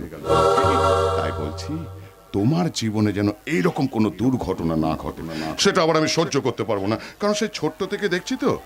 তাই যেমন ছেলে সেরকমই থাকার চেষ্টা করো, বেশি উঠতে যাওয়ার চেষ্টা করো না। তুমি কি আমাকে ভয় দেখাচ্ছ? তুমি কি ভেবেছো তোমার ভয়ে আমি আমার লক্ষ্য থেকে পিছিয়ে পড়বো? না, থাকতে পারে তোমার অর্থ বল, কিন্তু আমার আছে মনোবল। সেই মনোবল দিয়ে আমি হাজার হাজার অসহায় শ্রমিককে সংগঠিত করে তোমার সব অন্যায়ের বিরুদ্ধে আমি রুখে দাঁড়াবো। মনে রেখো, নেতা মন্ত্রীরা যা পারে না, তা পারে কিন্তু এই জনগণ। জনগণ মন অধিনায়ক জয় জয়। তুমি কোন জনগণের কথা বলছো?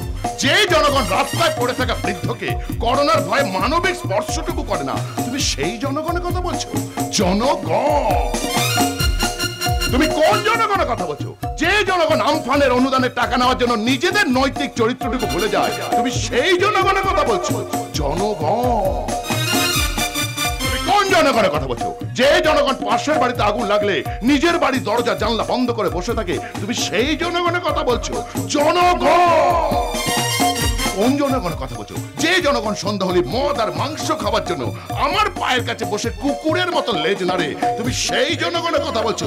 আরে তোমার সেই জনগণের মুখে আমি থুতু দিই, থুতু। তোমাদের জনগণের মেরুদণ্ডটা আমরা ভেঙে দিয়েছি, জনগণের প্রতিবাদে ভাষাটা আমরা কেড়ে নিয়েছি। হয় দেখিয়ে তুমি হয়তো কিছু মানুষকে পায়ের নিচে দমিয়ে রাখতে পারবে গজেন্দ্র প্রতাপ চৌধুরী, কিন্তু সবাইকে তুমি পারবে না। এই বাংলার মাটিতে জন্মগ্রহণ করেছিলেন নেতাজি সুভাষচন্দ্র বসু, বিনয় বাদল, দীনেশ মাতঙ্গিনী হাজরা আর ক্ষুদিরাম বসুর মতো মহান বীর বিপ্লবীরা।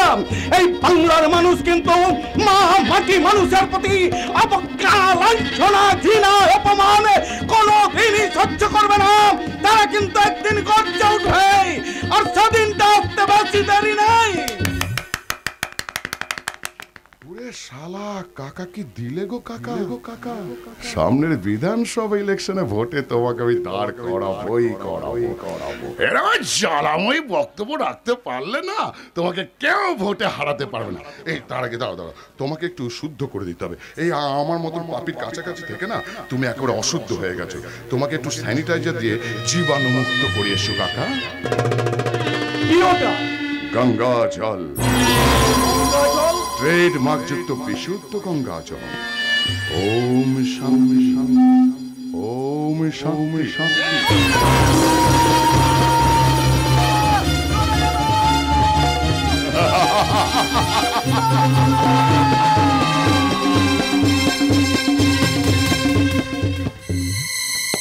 কথা শুনে যেটুখানি বুঝতে পারছি, ওই সমস্ত নারী লোভী শিকারীদের লক্ষ্য হচ্ছে গরিব মেয়েদেরকে কাজ দেওয়ার নাম করে নিজেদের স্বার্থ সিদ্ধির জালে জড়াচ্ছে।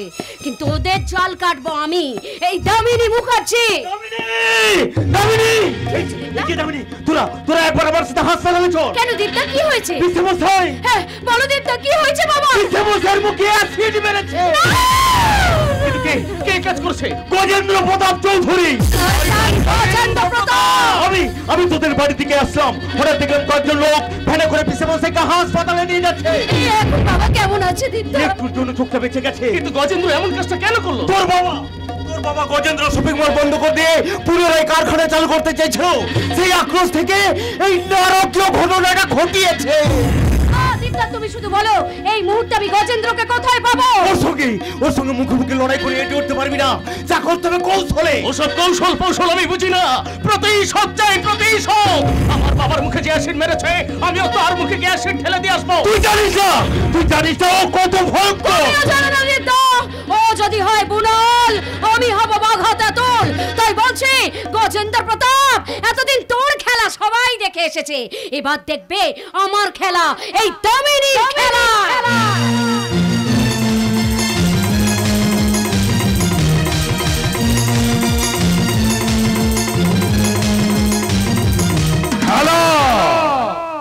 আমার বিপক্ষে যে কজন খেলোয়াড় মাঠে দাঁড়িয়ে গোল করতে গিয়েছিল তাদের প্রত্যেককে লাল কার্ড দেখিয়ে একদম মাঠের বাইরে আউট করে দিয়েছে। এই মুহূর্তে আমার বিরুদ্ধে খেলার মতন কোনো খেলোয়াড় নেই। জমে উঠেছে আমার খেলা, ভীষণ ভাবে জমে উঠেছে। সবার চোখকে ফাঁকি দিয়ে মেয়ে পাচারের ব্যবসাটা জমে উঠেছে। আর মানুষের সেবার নাম করে নার্সিংহোম থেকে মোটা টাকাও আমার ব্যাংকে ঢুকতে শুরু করে দিয়েছে। সবাই এত পাপ ধর্মের শৈলে, কিন্তু আমার যা তর্স হয়েছে না, রকির যে মেয়েটাকে নিয়ে আসবার কথা ছিল এখন এসে পৌঁছলো না কেন? বস বস একটু দেরি হয়ে গেল বস, রাস্তায় বড্ড জ্যাম। হ্যাঁ বস, ওই যার কথা বলছিলাম একটা চাকরির জন্য, তাকে নিয়ে এসেছি। খুব ভালো মেয়ে, শিক্ষিতা, ওর নাম মেঘ বালিকা, সবাই ডাকে মেঘা বলে।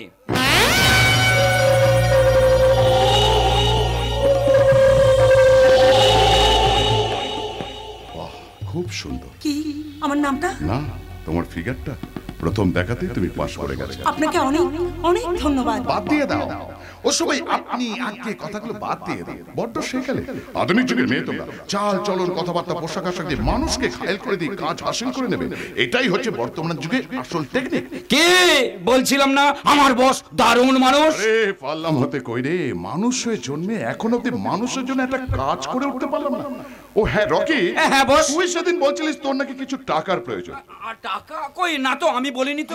বলি না তোর বোনের পড়াশোনার জন্য 10,000 টাকা লাগবে? না বলিনি বস, কারণ আমার তো কোনো বোন নেই। আরে বাবা, ওর সামনে তুই লজ্জা পাচ্ছিস?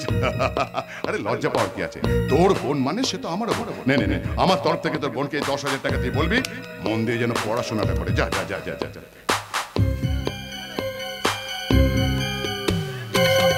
আপনাকে যতই দেখছি ততই অবাক হয়ে যাচ্ছি, পৃথিবীতে আপনার মতো মানুষও আছে। আপনি না, তুমি প্র্যাকটিস করে না, নয়তো এটা আবার অভ্যাসে দাঁড়িয়ে যাবে। তোমার মতো মানুষও আছে। That's like a good girl.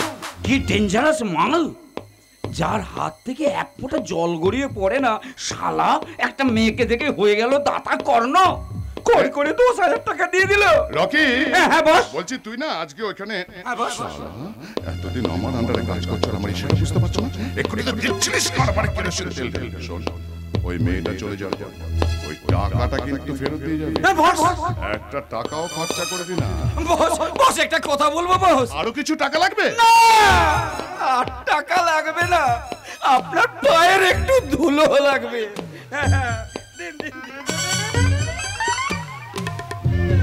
এটা আমি গলায় মাদুলি করে রাখবো বস, তাহলে আমি আসি বস। এই শোন, খরচা ফেরো। যা যা যা, বাইরে যা। আমাকে আমার কাজগুলো বুঝিয়ে দিলে খুব ভালো হতো। Good, very good. কাজের প্রতি এরকম নিষ্ঠা থাকতে হবে। দেখো মেঘা, তুমি এখানে এসেছো ইনকাম করার জন্য, আর ইনকাম করতে গেলে লজ্জা, মান, ভয় এই শব্দগুলোকে না পুরনো শাড়ির মতন গা থেকে খুলে ফেলতে হবে। ভয় কি? আমি তো তোমার পাশেই আছি। তাছাড়া ভয়কে জয় করতে না পারলে তুমি তোমার লক্ষ্যে পৌঁছতে পারবে না, আর তুমি যদি তোমার লক্ষ্যে না পৌঁছতে পারো হয়তো তোমার বাবা মরেও শান্তি পাবে না। আপনি আমার বাবার মৃত্যুর কথা বলবেন না। ঠিক আছে, কুকথার কোনোদিন আমার মুখ দিয়ে দ্বিতীয়বারের জন্য উচ্চারণ হবে না। এখানে কাজ করার জন্য তোমার প্রত্যেক মাসে মাইনে হবে 40,000 টাকা। 40,000?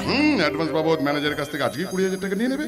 আর আজকে একটা পরীক্ষা দিতে হবে, সেই পরীক্ষা পাশ করে গেলে তোমার চাকরি পার্মানেন্ট। কি পরীক্ষা দিতে হবে বস? সেরকম কিছু না, এই রামধনু যেমন তার 7টা রঙের আকর্ষণে মানুষের দৃষ্টি কেড়ে নেয়, ঠিক সেইভাবে তোমার যৌবনের আকর্ষণে আমার ভাই রাজাকে উপকার করে এই ব্ল্যাঙ্ক চেকটাতে একটা সই করিয়ে আনবে। আমি পারবো না। পাপ কাজ করতে কেন? বাবাকে বাঁচানোর জন্য তুমি এটুকু করতে পারবে না? এতে যে আমার সুন্দর চরিত্রে দাগ লেগে যাবে বস। আরে বাবা, আমার চরিত্রে আমার শরীরে চাপিয়ে দিয়ে সেই দাগ ধুয়ে মুছে সাফ করে দেবো। এখন বলো তুমি আমার প্রস্তাবে রাজি আছো কি না? এখন আমি কি করব? একদিকে আমার বাবার জীবন, অন্যদিকে কৌশিকের প্রেম, একদিকে গজেন্দ্র প্রতাপ চৌধুরী লোভের আহ্বান, অন্যদিকে স্বনির্ভর হওয়ার স্বপ্ন। আমি কোনটা ছেড়ে কি করব? না না, এত সব চিন্তা করে লাভ নেই। আমি বরং বসের প্রস্তাবে রাজি হয়ে যাই। মেঘা, কি ভাবছো দাঁড়িয়ে দাঁড়িয়ে? না, ভাবছি না। আমি এখন বলতে চাইছি আমি তোমার প্রস্তাবে রাজি। গুড, এর জন্য না তোমাকে প্রথম দেখাতে আমার পছন্দ হয়ে গেছে। এনো এবার এই মদটা একটু খাও তো। মদ? হ্যাঁ মদ। মদ এখন আভিজাত্যের সিঁড়ি ধরে নিয়েছে। যে সিঁড়ি ধরে তুমি যদি ওপরে না উঠতে পারো তাহলে হয়তো তোমার বাবা। আমি আমার বাবার জন্য সব কাজ করতে প্রস্তুত। তাহলে অতীতকে ভুলে গিয়ে বর্তমানে পথে এগিয়ে চলো, শুরু করো তোমার খেলা। বেশ, তাই হোক। তোমার কথা মতো আমার সব শিক্ষাকে মন থেকে মুছে ফেলে দিয়ে আমি তোমার দীক্ষায় দীক্ষিত হলাম।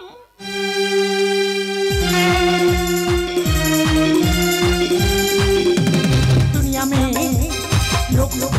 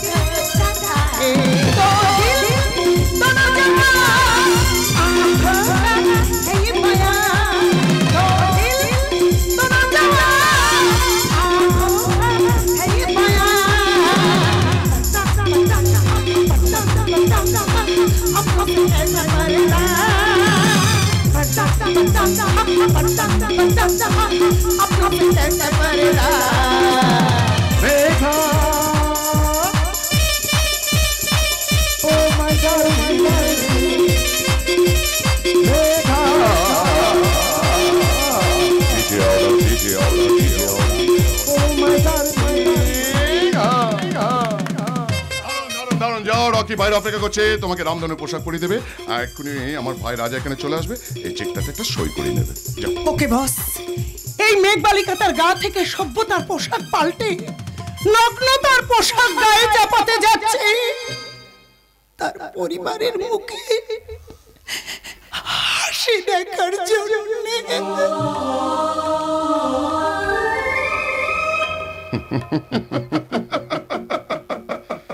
আমি তো এরকম পরিবারগুলোকে খুঁজে বেড়াই যে সমস্ত পরিবারের মানুষগুলো হাসতে ভুলে গেছে, আর সেই সমস্ত পরিবারের মানুষগুলোর মুখে একটু হাসি দেখার জন্য আমার এই ক্ষুদ্র প্রচেষ্টা। আচ্ছা, আমি কি খুব বড়সড় পাপ করছি? একদম ঠিক কথা বলেছেন। আরে বাবা, এটাও তো এক ধরনের সেবা, মানব সেবা। কে যেন বলেছিল, জীবে প্রেম করে যেই জন সেই জন সেবিছে ঈশ্বর।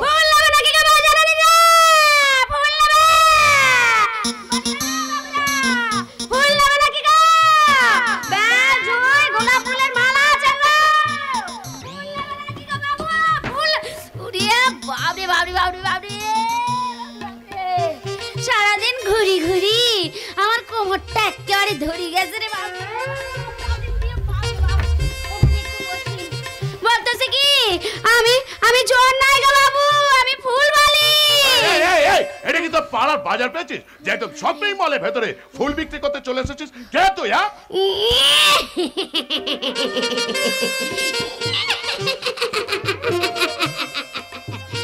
বাবু বাবু বলতেছি কি দুটো ফুলের মালা নাও না গো বাবু। তুমি যদি না নাও আমি কিন্তু এইখানেই বসে থাকবো, কেউ আমাকে নড়াতে পারবে না। সারাদিন ঘুরি ঘুরি আমার পায়ে সালাটা উঠে গেল। দেখো দেখো বাবু, দেখো জুতা কানার অবস্থাটা দেখো। বলবো বাবু, দুঃখের কথা বাবু গো, সারাদিন রোদে জ্বলি আর পুড়ি আমার সোনার অঙ্গটা একেবারে তামা হয়ে গেল গো বাবু। বাবু বাবু, তুমি কি ভালো গো, তুমি যখন আমার এখানে বসতি দেছো তাড়াই দাও নাই, তখন তোমার সঙ্গে দুটো সুখ দুঃখের কথা বলি।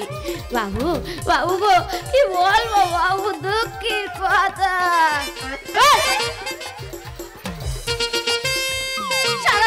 সারাদিন এই শহরের পথে ঘুরি ঘুরি ফুল বিক্রি করি আমার কাতল মাছের মতন পেটিটা কেমন ফুলে গেছে গো বাবু। তুমি করতাছটা কি? কি করতাছ? তুই বলছিলি না তো কাতল মাছের মতন পেটিটা ফুলে গেছে, তাই একটু হাত দিয়ে দেখছিলাম। শুধু যে পেটিটা ফুলেছে তা তো নয় গো বাবু, আমার এই মনটা একেবারে ঝুলে পুড়ে বলবো বাবু, দুঃখীর কথা। এমন একটা ডোকা বানা সারা এখন অব্দি কারো চোখে পড়লো নি গো।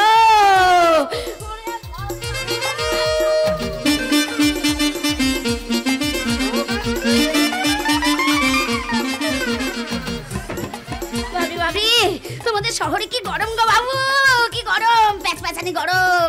আমাদের গায়ে এত গরম নেই গো বাবু। আমার তো মনে হচ্ছে আর এখানে আমার থাকা হবে না। আজই আমাকে শহরের পথে চলে যেতে হবে। বলছি আমার রেস্টরুমে যাবি? খুব ঠান্ডা, কোনো গরম নেই, যাবি? চল না রে, চল। চালা তুমি বহুত ঢামনা চবে, বহুত ঢামনা। তখন থেকে শুধু এদিক ওদিক দেখি আমার শরীরটারে একেবারে হট করে দুটো ফুলে নিলে না আর দুটো মালাও নিলে না। তখন থেকে শুধু কথা ভ্যালি। আমার ব্যবসাটারে মন্দা করলে চলবে নি।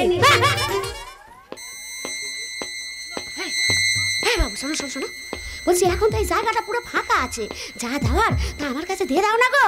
তার মানে তুই পাগলি গো বাবু, পাগলি। সবাই তো আমারে পাগলি নামেই চেনে। তার মানে তোকে ইসমাইল পাঠিয়েছে? ওরে শালা, তুই তো পুরো আমাকে বোকা বানিয়ে দিয়েছিস। আরে বাবু, তাড়াতাড়ি দিয়ে দাও না গো আমার কাছে। এনে।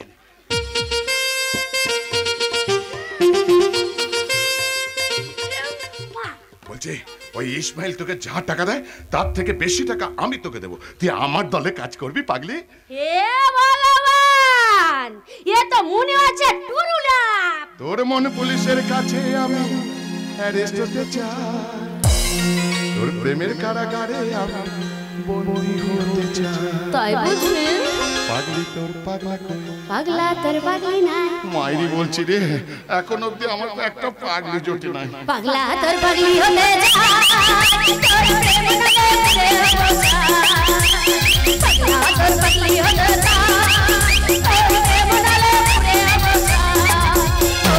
পুলিশের হাতে প্রেমের কারাগারে আমি বন্দী থাকতে চাই। তোর পাগলি হতে চাই, তোর প্রেম ডালে পুরে তোর পাগলি হতে চাই, তোর প্রেম ডালে পুরে প্রেম ডালে পুরে। পাগলি তোর পাগলা হতে যা, তোর প্রেম ডালে পুরে হব যা।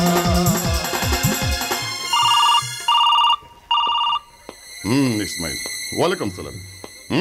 আমি 1 নম্বর ডায়মন্ড পাঠিয়ে দিচ্ছি। পুরো 25 লাখ টাকার মাল আছে। কি বলছো? আজকে তুমি লোক পাঠাচ্ছ না, কালকে পাঠাবে? তাহলে এই মাত্র যে ফুলবাড়ি ছদ্মবেশে পাগলি বলে মেয়েটা, ওটা তোমার পাঠানো লোক নয়? ও মাই গড, আমার বেলায় ঢুকে আমার মাথায় টুপি পরে পুরো 25 লক্ষ টাকার হিরেনের চম্পট দিল। এই রকি, ওই ফুলবাড়ি মেয়েটা যেন পালাতে না পারে, ওকে ধর রকি, ওকে ধর। যাব বাবা, আমাকে এখানে আসতে বলে নিজে হুশ করে এখান থেকে বেরিয়ে চলে গেল। এমন ভাবে কেন চলো, চিনতেই পারলো না আমাকে।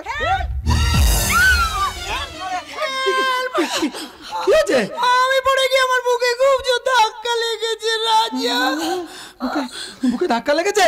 মানে ধক ধক করনে লাগা? কই দেখি। না ঠিক আছে। আরে তোমার সারা শরীর তো স্পঞ্জের মতো নরম, আর স্পঞ্জে ধাক্কা লাগলে তো চুপসে যায়, ঘা তো লাগে না। তার মানে তুমি আমার শরীরটাকে নিয়ে ছিনিমিনি খেলছো? মোটেই না। Shut up! আমি তোমার দাদাকে গিয়ে বলবো তুমি আমাকে এখানে একা পেয়ে আমার সঙ্গে নোংরামি করার চেষ্টা করেছো। ঠিক আছে। তারপরে এখানকার সবাইকে ডেকে বলবো। আচ্ছা ঠিক আছে। শেষে পুলিশকে গিয়ে বলবো তুমি আমার বুকে ধাক্কার উপর ডবল ধাক্কা দিয়েছো। আচ্ছা ঠিক আছে। কি ঠিক আছে মানে সবাই জানে আমি বোকা মূর্খ, তাই তুমি ধাক্কা দেওয়ার কথা বললে সবাই বলবে ঠিক আছে, কারণ কেউ তোমার কথা বিশ্বাসই করবে না। তাহলে আমি তোমার মাকে গিয়ে বলবো তুমি এই মেঘাকে। না মেঘা দেবী, আমার মাকে তুমিও কথা বলো না।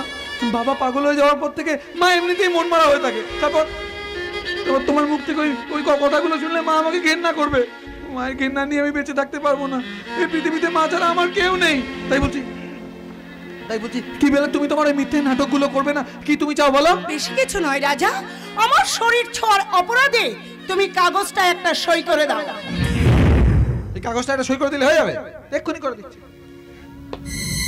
না রাজা, আমি না বলা পর্যন্ত কারোর কোনো কাগজে তুই সই করবি না, সই করবি না, সই করবি না। What? তুমি সই করলে না? কেন সই করবো?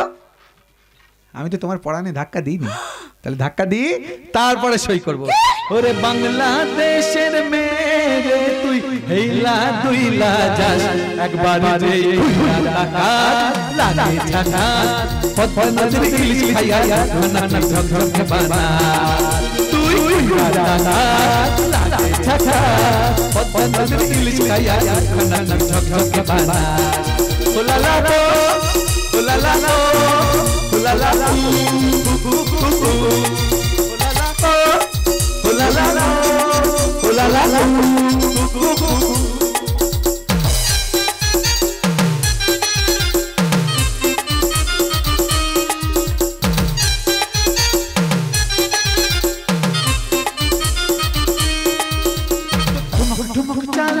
চিকন চিকন গাল আর রাগের কেমন তেজ চির লাল মরিচের ঝাল, ওরে বাংলা না নাই রে দিলো না, তোর মনে রাঙাতে করব যা তুই চাস চাস। জগর যাচ্ছে দেড়ে আমটি এবার খাবো পেরে দূর ছানা ভয় মরে গলেবার তাকে ধরে ধরে। দামিনী তুমি এখানে? রাজা তুমি? দামিনী, দামিনী তুমি আমাকে বাঁচাও। মেঘা, মেঘা তুমি এখানে? হ্যাঁ, আমি এখানে চাকরিতে একটা জয়েন করেছি, ডিউটি শেষ করে বাড়িতে ফিরছিলাম। আরে রাজা আমাকে কেন কেন রাজা এই নোংরা কাজটা তুমি কেন করতে গেছিলে বলো? আমি কি নোংরা কাজ করেছি? তুমি তো জানো আমি কারোর বুকে ধাক্কা সহ্যই করতে পারি না, তাই ও যখন বললো যে ওর বুকে ধাক্কা লেগেছে আমি তোকে ধরতে গিয়েছিলাম, কিন্তু ও যা পোশাক পরেছে তাতে। মুখ সামলে কথা বলবে রাস্কেল। তার আগে তুমি তোমার শরীরটাকে ঢাকো মেঘা। তোমার লজ্জা করে না এই পোশাকে বাড়ির বাইরে বেরোতে? না করে না, এটাই মডার্ন কালচার। মেঘা নারী ঈশ্বরের অমূল্য সৃষ্টি, সেই সৃষ্টিকে রক্ষা করার জন্য তিনি নানা রকমের সুন্দর সুন্দর পরিচ্ছদ সৃষ্টি করেছেন। তাই তো গা দেখানো দামি কস্টিউম না পরে পারো তো 300 টাকা দামের শাড়ি পরে বাড়ির বাইরে বেরিও মেঘা। আহ কি ভালোই না বলেছো, ঠিক বলেছো। ওই সুযোগ না পেলে এই সাপ কখনো সেই ইঁদুরে করতে ঢোকে না। Shut up, just shut up. ও নহে ভুল করেছে, কিন্তু তুমি তো সহজ সরল মানুষ, তুমি কেন এই নোংরা কাজটা করতে গেছিলে বলো তো রাজা? আমি কি নোংরা কাজ করেছি? আরে বাবা, ওর ধাক্কা লাগার কথা শুনে তো আমি তোকে সাহায্য করতে গিয়েছিলাম, কিন্তু ওই তো আমার নামে বদনাম দিয়ে আমাকে গেঁড়া কলে ফেলে এই কাগজটাতে আমাকে একটা সই করতে বললো। কি এটা তো ব্যাংকের চেক। মেঘা তুমি আসলে রাজা আমার বস গজেন্দ্র প্রতাপ চৌধুরীর ভাই তো, তাই এর একটা সই এই চেকে করে নিয়ে যেতে বলেছিলেন, আর সেই জন্য আমি এই পোশাকে তুমি তোমার কাজটা হাসিল করতে এসেছিলে, তাই তো? দামিনী, ও দামিনী, বলছি ওটা কিসের কাগজ গো? টাকা তোলার কাগজ। কি তোমার শয়তান দাদা ওর হাত দিয়ে এই চেকটা সই করতে পাঠিয়েছিল রাজা। মানে আমি ওটা সই করলে আমার সব টাকা ঝেড়ে দিত? হ্যাঁ রাজা। হায় মাগো, ভাগ্য ভালো মায়ের দয়াটা হয়নি, মা সময় মতো সব কিছু চিচিং ফাঁক করে দিয়েছে, নাহলে তোমার সর্বনাশ হয়ে যেত। কি যুগ এলো। হ্যাঁ আমি যাই বাবা, জায়গাটা ভালো নয়।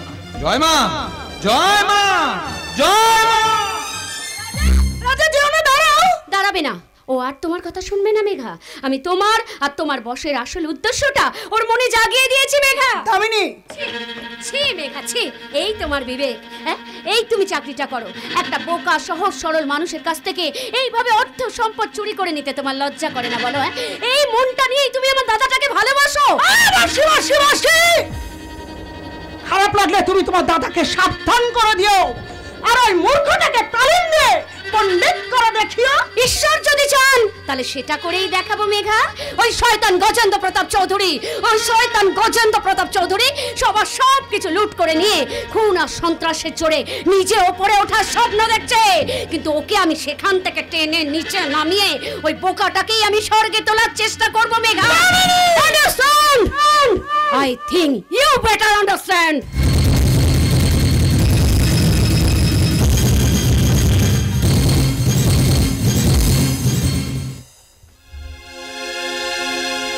ঝড়ের হাওয়ায়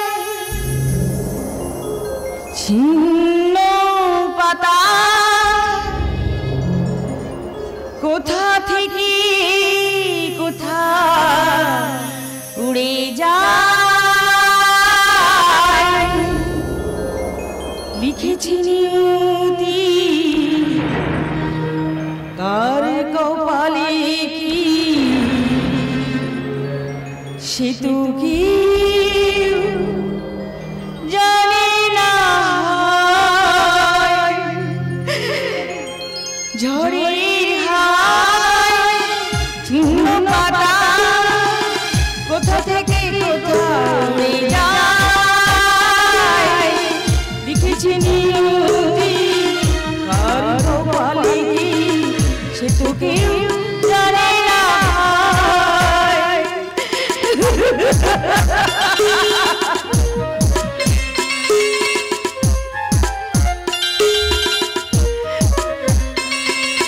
কাশির ঘরের মতো সাজানো জীবন এই আছে চুরমা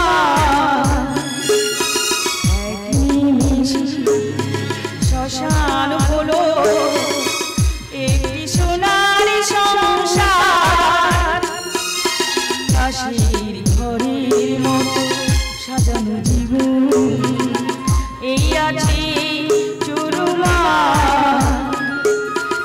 এক নিমিষে শ্মশান হলো একটি সোনার সংসার ভাঙা গোড়া নিয়ে জীবন মেতে ওঠে নতুন খেলায় লিখেছি নিয়তি তার কপালে কি সে তো কেউ জানে না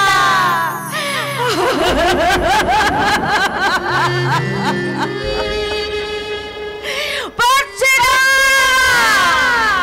পারছে না গজেন্দ্রের মায়ের মনের যন্ত্রণাটা কিছুতেই বুঝতে পারছে না কিন্তু কিন্তু আমি এখন কি করব সব মানুষ আমাকে ছি করছে সবাই আমার নামে থুতু ফেলছে পাড়া প্রতিবেশী বন্ধু বান্ধব থেকে জগতের সব মা যেন তারস্বরে বলছে তুমি রাক্ষসী। না না না গো না তুমি ও কথা বলো না তুমি বিশ্বাস করো বিশ্বাস বিশ্বাস আমার পঙ্গু হয়ে গেছে স্নেহ ভালোবাসা হয়ে গেছে নিলাম তোমাদের অন্যায় অবিচারের লোভের চাবুকে যোগ বিয়োগ কোন ভাগের চিহ্নগুলো উধাও হয়ে গিয়ে আমার জীবনের খাতায় জমা হয়ে গেছে বিরাট একটা শূন্য। না আমি শূন্য হতে দেব না আমি আমার জীবনটুকু দিও তোমার সব পূর্ণ করে দেব একটিবার শুধু একটিবার আমার রাজাকে আমার কাছে এনে দাও কতদিন আমি ওকে দেখিনি আমি ওকে দু চোখ ভরে দেখবো সত্য যখন গেছে তখন ও রাজাকে নিয়ে এসে নিশ্চয়ই তোমাকে দেখাবে তুমি আর একটু ধৈর্য ধরো সারা জীবন ধৈর্য ধরে বসে থাকলেও রাজাকে আমি আর কোনোদিন দেখাতে পারবো না দাদা। কেন সত্য কেন? রাজাকে নতুন করে শিক্ষার আলো দেখাতে গিয়ে গজেন্দ্র আমার দৃষ্টি শক্তি কেড়ে নিয়ে সারা জীবনের মতো অন্ধকারে ঠেলে দিয়ে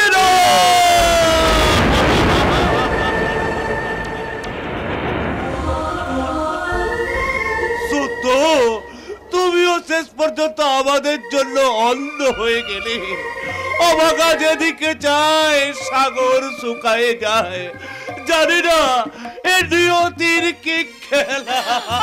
তোমরা চুপ করো পারছি না গায়ত্রী পারছি না তোমরা তোমরা আমার এই বন্ধন খুলে দাও আমাকে দুটো খেতে দাও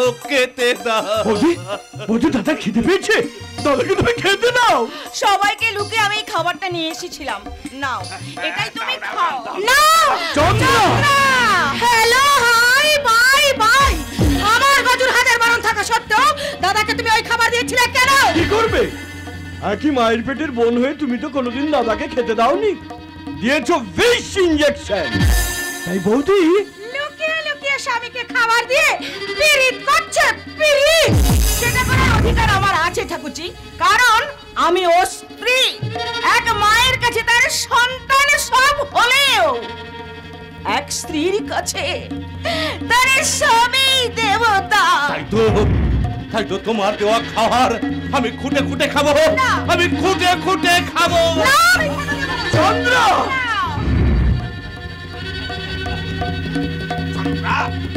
চন্দ্রা, তবু আমি মরবো না রে। আজ আমি না খেতে পেলেও আমারই অন্যের সারা জীবন আমি তোদের প্রতিপালন করে যাব। তোরা শুধু আমার রাজাকে মারিস না, ওর কোনো ক্ষতি করিস না। ওকে বাঁচতে দে চন্দ্রা, ওকে বাঁচতে দে। এবার কিন্তু মরবে। হ্যালো হাই ভাই ভাই। তার আগে দাদার খাবার নষ্ট করার জন্য আমি নিজের হাতে তোমাকে খুন কর। তোমার চোখ তোমার মতো উচ্চাকাঙ্ক্ষী মেয়ের লোভের জন্যই গজেন্দ্র চোখ দুটো নষ্ট করে দিয়েছে। বেশ করেছে, ভালো করেছে। এর থেকে গজ যদি ওকে প্রাণে মেরে ফেলতো আমি খুশি হতাম। তুমি কি বলছো ঠাকুরজি? সত্য তোমার স্বামী? সেই জন্যই তো পই পই করে বারণ করেছিলাম যে রাজার খোঁজে যেও না, কিন্তু আমার কথা শুনলো না। ওই কুকুরের মতো ঘেউ ঘেউ করে বেরিয়ে গেল, আর গজু ওকে একেবারে হ্যালো হাই বাই বাই করে দিল। তবু না মরা পর্যন্ত আমি কিন্তু রাজার ভালো করবই। তার আগে এ বাড়ি থেকে তোমাকে আমি জুতো মেরে তাড়াবো। মারো পিসিমণি, মারো, জুতো মেরে অন্ধটাকে বাড়ি থেকে বার করে দাও। হ্যাঁ, আমি তাই দেব না। আমি থাকতে একা দেবে করতে দেব না, কারণ এতে যে পাপ হবে আর সেই পাপে তোরা কেউ বাঁচবে না। আমাদের কিচ্ছু হবে না। ও পিসিমণি, ওই অন্ধটাকে জুতো মেরে বাড়ি থেকে বার করে দাও না। সরে যাও বলছি। এই বেরিয়ে যাও, বেরিয়ে যাও। না চন্দ্রা, না, ও কাজ তুমি করো না চন্দ্রা, ও কাজ তুমি করো না। কারণ আমি যে অন্ধ, তাই এই সময় এই ঘর থেকে বেরিয়ে না গেলেও তোমার আর গজেন্দ্রর কাজের কোনো অসুবিধা হবে না। তাই তুমি আমাকে জুতো পেটা করে তাড়িয়ে দিলেও প্রভু ভক্ত যেমন তার মনিবের পায়ের কাছে বসে গেউ গেউ করে, আমিও তেমনি মানব প্রতাপ চৌধুরীর এই বদ্ধ ঘরের দ্বারে বসে তোর নিমকের দাম আসল করব আর দেখব ভগবানের শেষ বিচার।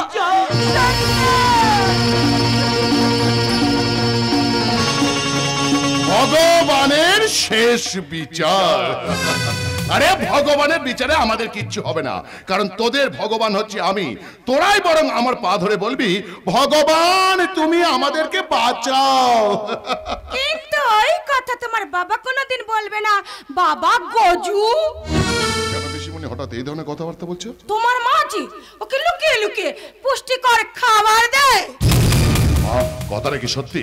কি করব, মানুষটা যে এক মুঠো খাওয়ারের জন্য চিৎকার করছিল। আমাকে ডাকতে পারতে, আমি ইনজেকশন দিয়ে দিতাম। ওই ইনজেকশনে বিষ আছে জেনেও স্ত্রী হয়ে ওকে আমি কি করে দিতে বলবো? তবে ভয় নেই গজেন্দ্র, চন্দ্রা আমার দেওয়া খাবার ওকে খেতে দেয়নি, নিচে ফেলে দিয়ে না পিসিমণি, এটা তুমি ঠিক কাজ করনি, এটা অন্যায় করেছো, খুব বাজে জিনিস করেছো। আমি বাবাকে ভালো ভালো দামি দামি খাবার এনে খাওয়াবো যদি তুমি বাবার কাছ থেকে সম্পত্তির উইলে একটা সই করিয়ে নিয়ে দিতে পারো। মরে গেলে ওই উইলে তোর বাবা সই করবে না। তাহলে রাজাকেও আমি বাঁচিয়ে রাখবো না। কাজ তুই করিস না, ওকে বাঁচিয়ে রাখার জন্য এতদিন তুই যা চেয়েছিস আমি তোকে তাই দিয়েছি, শুধু ওই উইলে সই করা ছাড়া আর কি করলে ওকে তুই মারবি না বল? এই চেকটাতে একটা সই করিয়ে আনতে হবে। ব্যাংকের চেকে সই? হ্যাঁ বৌদি, গজুর পকেট এখন একদম গড়ির মান। তাই কিন্তু এই তো সেদিন লোকার খুলে তোকে এত টাকা এত গয়না দিলাম, সব খরচা করে ফেলেছি। ও মামা, আমার জন্য এটুকু করতে পারবে না? বলো না মা, বলো পারবে না? বলো বৌদি, তুমি পারবে না? পারবে না, বলো মা, পারবে না? পারবো, শুধু একবার আমার রাজাকে আমার কাছে এনে দে। আমি জানি না ও কোথায় আছে, কেমন আছে। মা, ও মা, মা মা মা দেখো মা, আমি তোমার ডাক পেয়ে বিদ্যাসাগরের মতো সব বাধা অতিক্রম করে ছুটে চলে এসেছি মা। হ্যাঁ গো মা, আর তোমার জন্য নিয়ে এসেছি তোমার পুজোর ফুল মা। তোমার মা কিন্তু ওই ফুলে সন্তুষ্ট হবে না রাজা। কি দীপ, তুমি এতদিন পর আমাদের বাড়িতে? আমি একটি মেলার আয়োজন করেছি। মেলা? নাম দিয়েছি পরিবর্তনের মেলা। গজেন্দ্রদা, যদি সম্ভব হয় একবার মেলা থেকে ঘুরে আসবেন। রাজা, ওই মেলাতে তোমাকে একটা রঙিন আলো দেখাবো, তা যেতে হবে কিন্তু। তোমার যা অবস্থা। দূর মূর্খ বান্ডলে, আমি মাঠে ঘাটে সারাদিন ঘুরে বেড়ালে এই অবস্থাই হবে আমার। তোমার মা লেখাপড়া শিখিয়ে তোমার এই অবস্থার পরিবর্তন করলেন না কেন? না দীপ না, আমার মা আমার জন্য যা করেছে ঠিক করেছে, সেই জন্যই তো আমি আমার মাকে এত ভালোবাসি, জানি মানি, বিশ্বাস করি। জানো দীপ, জানো এই পৃথিবীতে মায়ের থেকে আপন আমার কাছে আর কেউ নেই। তাই নাকি? হ্যাঁ রে দাদা, এই জগতে মায়ের কোনো বিকল্প নেই। তাই তো মা যদি আমার দই ফুলে সন্তুষ্ট না হয়, আমি আমার শরীরে সব রক্ত দিয়ে দেবো। তবু আমার মা মনে আঘাত পায় এমন কোনো কাজ আমি করবো না।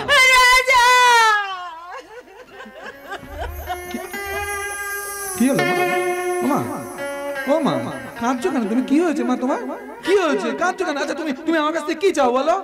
কিচ্ছু না বাবা, কিচ্ছু না। এই সুযোগে রাজার কাছে সইটা করিয়ে নাও। সইটা করাও বলছে। যাচ্ছি। কি হয়েছে মা? তুমি কাঁদছো কেন? বলো না আমার কাছে কি চাও বলো।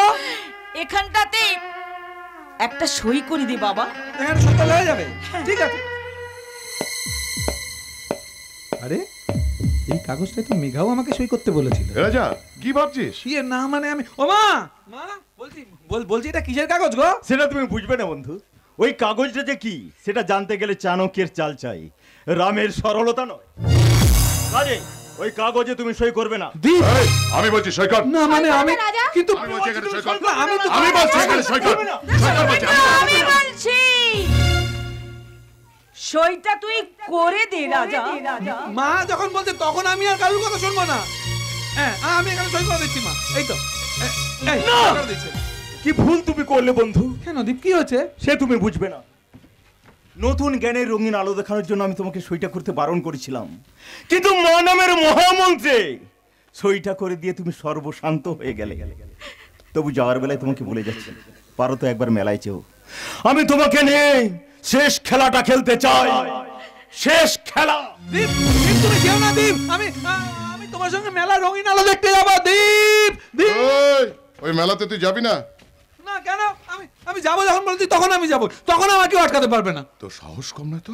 আমার মুখের উপরে কথা। আমি তোকে বলছি মেলাতে যাবি না, আর তুই বলছিস মেলাতে যাবি। আজকে তোকে আমি মেরেই ফেলবো।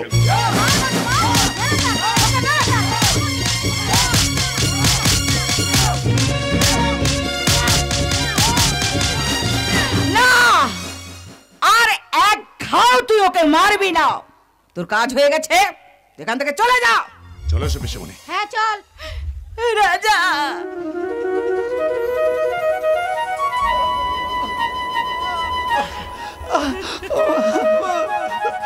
মাগো চলে যা এখান থেকে, তুই চলে যা। যাবো তুমি যখন বলছো তখন আমি আর এই বাড়িতে থাকবো না মা। তো যাওয়ার আগে একটাই আফসোস, বাবাকে অন্ধকার থেকে আলোয় ফেরাতে পারলাম না, পিসে মশাই দৃষ্টিটা ফিরিয়ে দিতে পারলাম না। শেষ পর্যন্ত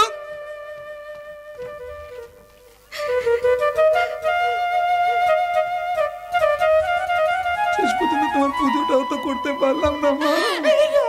মা গো মা, পিঠে বেল্টের ঘা সহ্য করে নেবো মা, চিন্তা করো না। বাড়ি থেকে বেরিয়ে গেলে আমি বেঁচে থাকতে পারবো মা, কিন্তু কি রাজা? মাকে ছাড়া বেঁচে থাকা কি যে ব্যথা, মাতৃহারাই শুধু জানে সে কথা।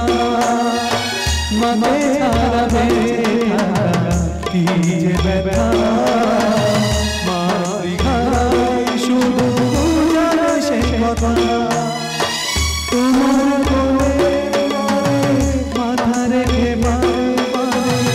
জীবনে সব পাওয়া আমি যেন পাই।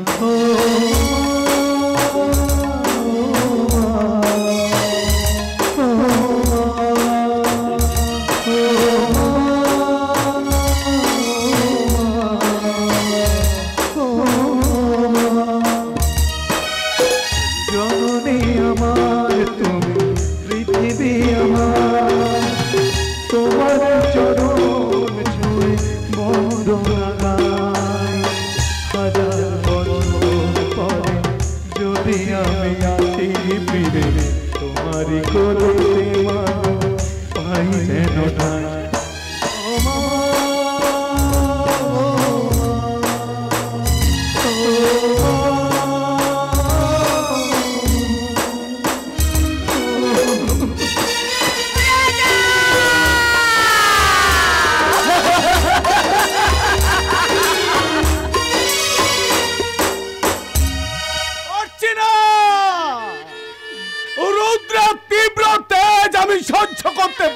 পেতাম, তাই তো কষ্ট সহ্য করেও বাড়ি থেকে বেরিয়ে এসেছি এই মেলার মাঠে বুকে জ্বালাটা জুড়োনোর জন্য। কৌশিক বলছিল দীপ নাকি একটা মেলার আয়োজন করেছে, আর সেই মেলাতে নাকি ওই শয়তানটা উপস্থিত থাকবে, যার জন্য আজও আমি আমার নিজের মুখটা আয়নায় দেখতে পারি না। কারো মুখোমুখি যাতে হতে না হয় তার জন্য মুখটা আড়াল করে রাখার চেষ্টা করি। যে মুখ দিয়ে একদিন আমি সবাইকে বলেছি মদ খেও না, মদ শরীরের পক্ষে ক্ষতিকারক, অথচ সেই মদ আজ আমার নিত্য সঙ্গী। বাবা চুপ করো। নিজের মনের কষ্টটাকে ভোলার জন্য তুমি যে মদ খাওয়া ধরেছো সেটা আমরা জানি, কিন্তু তুমি কি জানো এই মেলার মাঠে মদ খাওয়া সম্পূর্ণ নিষিদ্ধ? কেন? কারণ এই মেলা যে পরিবর্তনের মেলা। এই মেলার উদ্দেশ্য হলো শিক্ষা, সংস্কৃতি আর মানুষের মনে চেতনা বৃদ্ধি করা। গরিব মূর্খ বোকা মানুষ যারা আছে তাদের মনে জ্ঞানের আলো ফুটিয়ে সঠিকভাবে বাঁচতে শেখানো। বলিস কি রে বাবা, 100 দিনের কাজ করে যারা 365 দিন ধরে মদ খায়, মদের জন্য যাদের ঘরে ঘরে অভাব আর অশান্তি লেগে থাকে, সেই সমস্ত মানুষদেরকে মদ ছাড়ানোর মহা ঔষধ দেবে এই মেলাতে। বাবা, এতদিন এই মেলাকে কেন্দ্র করে যে সমস্ত অনুষ্ঠান এখানে হয়ে এসেছে, এবছর তার হবে না। কোনো সিনেমা বা সিরিয়ালে হিরো হিরোইনদের এখানে আনা হচ্ছে না, তার পরিবর্তে স্থানীয় শিল্পীদের দিয়ে নাচ গানের অনুষ্ঠান করা হবে। বসবে কবি গানের আসর, বাউল গান, আবার যাত্রা অনুষ্ঠানও হবে। বাবা বাবা, সুন্দর চিন্তা ভাবনা করেছিস তো তোরা। শুধু তাই না বাবা, একটু পরেই মেলার মঞ্চে 10 জোড়া গণবিবাহের আয়োজন করা হয়েছে, যার সমস্ত খরচের দায়িত্ব দীপ তার নিজে কাঁধে তুলে নিয়েছে। দীপ নিয়েছে? তা দীপ কোথায়? ওকে দেখতে পাচ্ছি না কেন? ও রাজাকে আনতে গেছে। জানো বাবা, আমাদের ছুটকি না একটু পরে এই মেলার মঞ্চে নাচ গানের অনুষ্ঠান করবে। বলিস কি রে? ছুটকি নাচ গান করবে? বাবা, এ তো একেবারে তাজ্জব ব্যাপার। তাই তো বলছি বাবা, নিজের মনের কষ্টটাকে ভোলার জন্য মদের মতো তরল আগুনে পুড়ে তুমি নিজেকে শেষ করে দিও না বাবা, তাহলে অদূর ভবিষ্যতে আমাদের জীবনটাও ঘন অন্ধকারে ঢেকে যাবে বাবা, ঘন অন্ধকারে ঢেকে যাবে। জানি আর সেটা জেনেও আমি যে নিজেকে সামলাতে পারি না রে কৌশিক। মনের অব্যক্ত যন্ত্রণা যে আমাকে মাতাল করে তোলে। এই সময় যদি ওই শয়তান গজেন্দ্রকে একবার কাছে পেতাম, একেবারে মায়ের ভোগে পাঠিয়ে দিতে, তাই না দিনু কাকা? চিৎকার করো না কাকা, চিৎকার করো না। চিৎকার করলে পোড়া চামড়াটা টান পড়বে, তখন আবার খুব কষ্ট হবে। তুই অনুশোচনে তোমার সঙ্গে দেখা করতে এসেছি কাকা। বিশ্বাস করো, ভালো করে রাত্রে ঘুমোতে পারি না। এই চোখ দুটো বুঝলি না, কানে সেদিনে বাজে তোমার সেই আর্ত চিৎকার।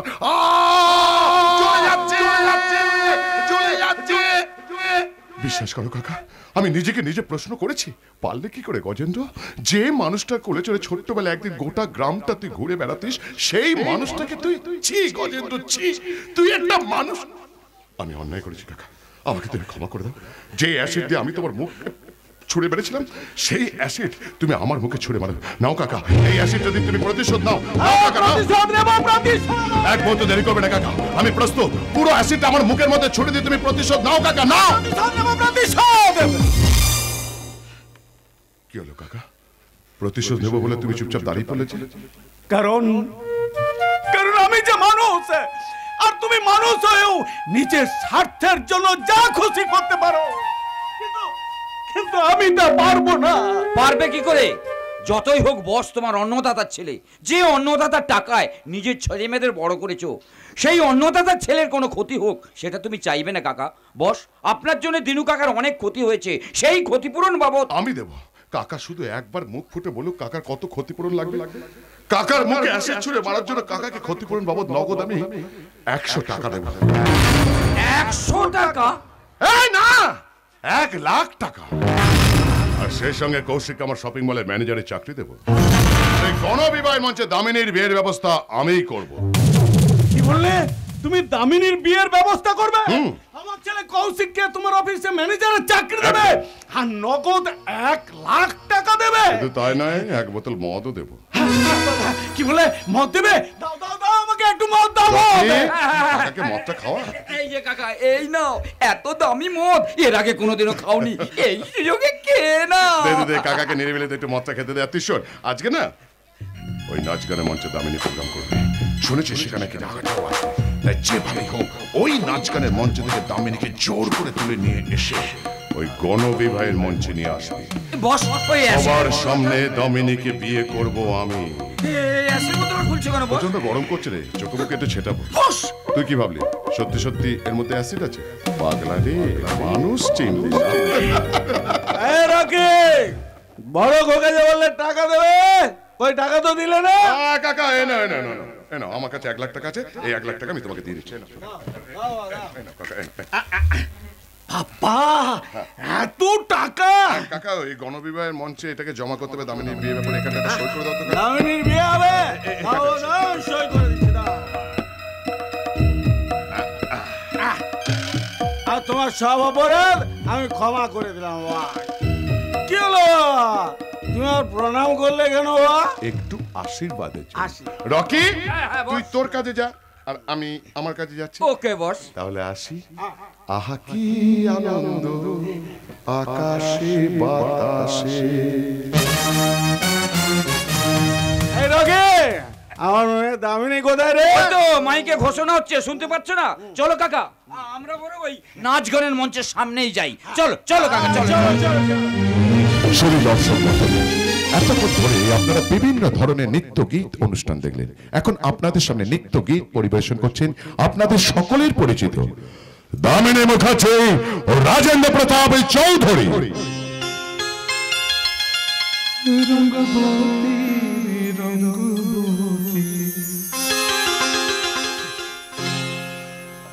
রঙ্গবতী রে রঙ্গবতী, রঙ্গবতী রঙ্গবতী কনক লতায় বসে পড়ে কোহল কথা। রঙ্গবতী রঙ্গবতী কনক লতায় বসে পড়ে কোহল কথা।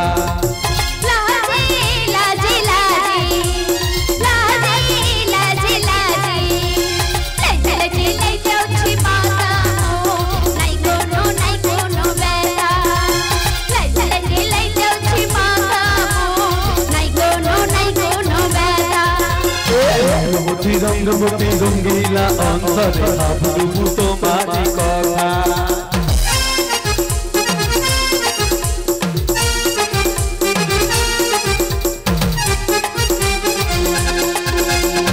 স্বপ্ন দিলে স্বপ্ন,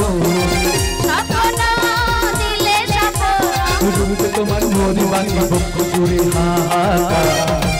রঙ্গবতী রঙ্গবতী রঙ্গবতী রঙ্গিলা অন্তরে ভাবলু তোমারি কথা। রঙ্গবতী রঙ্গবতী রঙ্গিলা অন্তরে ভাবলু তোমারি কথা। রঙ্গবতী রঙ্গবতী রঙ্গিলা অন্তরে ভাবলু তোমারি কথা। রঙ্গবতী রঙ্গবতী রঙ্গিলা অন্তরে ভাবলু তোমারি কথা।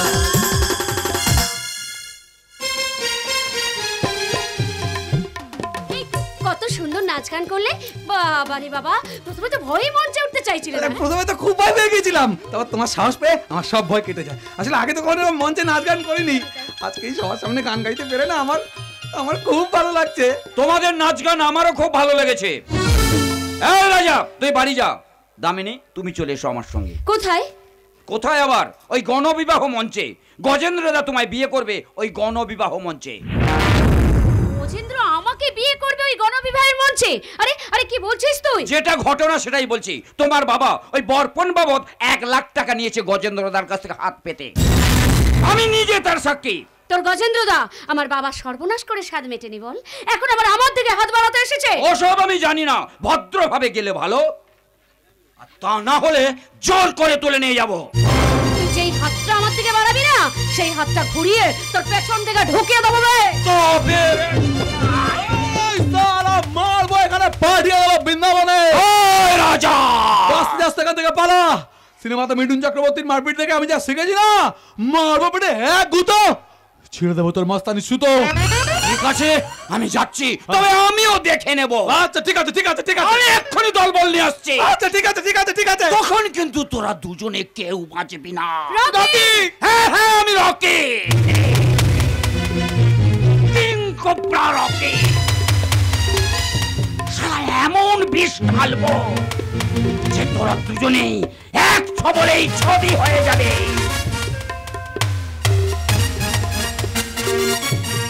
ছবি ছবি ছবি ছবি ছবি যাবি যাবি সারা পাগলের মতো না রাজা, না না না না, তোমার পবিত্র হাতে আমি কোনো নোংরা দাগ লাগতে দেব না রাজা। হ্যাঁ, তাহলে আমার সামনে গিয়ে তোমাকে তুলে নিয়ে গিয়ে আমার দাদার সাথে বিয়ে দেবে, আমি যেটা মেনে নেবো, দাঁড়িয়ে দেখবো। ভালোই তো হবে, সম্পর্কে আমি তোমার বৌদি হয়ে যাব। মোটেই না, বন্ধু কখনো বৌদি হয়? রাজা, কলকাতা থেকে তুমি যখন প্রথম এলে, তোমাকে ওই একবার দেখার পর থেকে আমার কিছুই ভালো লাগে না, সবসময় শুধু তোমার মুখটাই চোখের সামনে ভেসে ওঠে। তুমি তারপর যখন দীপ বললো ওই মেলা রঙিন আলো দেখাবে, আমি এক কথায় রাজি হয়ে গিয়েছিলাম। তাই এখানে এসে কি নতুন রঙিন আলো দেখতে পেলে? তুমি তো আমার সেই নতুন রঙিন আলো, তাই তো তোমাকে আমার অনেক অনেক প্রণাম।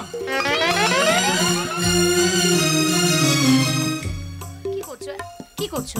আমাকে প্রণাম করতে নেই রাজা, আমাকে ভালোবাসতে হয়। দূর মূর্খ বোকা, আমি কি করে ভালোবাসতে আমি কি জানি? তুমি আমাকে শিখিয়ে দেবে? কালিদাসও প্রথম জীবনে মূর্খ বোকা ছিলেন, কিন্তু তিনি এক নারী স্পর্শে সত্যিকারের কবি কালিদাস হয়ে উঠেছেন। হয়তো আমি তোমাকে কবি কালিদাস বানাতে পারবো না রাজা, কিন্তু আমার ভালোবাসার পরশ দিয়ে তোমাকে সত্যিকারের একজন সুন্দর মানুষ তৈরি করতে পারবো। এরপর কি ঘটতে চলেছে আমি খুব ভালো করে জানি। কি জানো? কেন আমি আর তুমি হাত ধরাধরি করে আমবাগানে বা নদীর পাড়ে গিয়ে নাচ গান করবো। এ বাবা, এসব তুমি জানলে কি করে? সিনেমায় দেখেছি তো।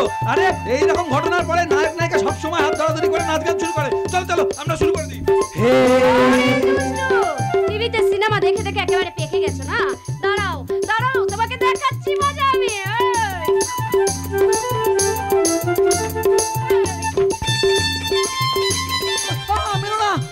পিঠে খুব ব্যথা। কেন কেন রাজা, কি হয়েছে তোমার পিঠে? দাদা বেল দিয়ে মেরেছে। রাজা? হ্যাঁ, বেল দিয়ে খুব মেরেছে। মেরে ওই কাগজটা আমাকে দিয়ে সই করিয়ে বাড়ি থেকে বার করে দিয়েছে। দেখো দেখো কিভাবে মেরেছে, দেখো। তোমার দাদা এত নিষ্ঠুর রাজা, এত নিষ্ঠুর। এইভাবে একটা সহজ সরল ছেলেকে এমনি করে কেউ মারতে পারে?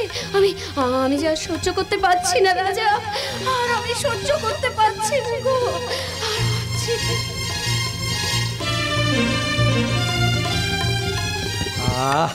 আর আমার পিঠে কোনো ব্যথা নেই। তুমি হাত বুলিয়ে দিয়েছো, তোমার হাতের ছোঁয়া আমার পিঠের ব্যথা সব জ্বালা নিয়ে গেছে। হে দামিনী, কোথায় তোরা? কোথায়? হে রাজা, হে দামিনী, কোথায়? কোথায় তোরা? এই রে রকি মনে হয় দাদা দল বল নিয়ে এদিকেই আসছে। ওরা আমার দেখতে পেলে প্রাণে মেরে ফেলবে। এখন কি হবে দামিনী? তোমার কোনো ভয় নেই রাজা, তুমি যখন একবার আমার হাত ধরেছো তখন তোমাকে প্রাণে বাঁচানোর জন্য চলো চলো আমরা এই গণবিবাহের মঞ্চে লুকিয়ে পড়ি। ওখানে অনেক মানুষের ভিড় হয়েছে রাজা, তাড়াতাড়ি চলো রাজা, তাড়াতাড়ি চলো। হে রাজা,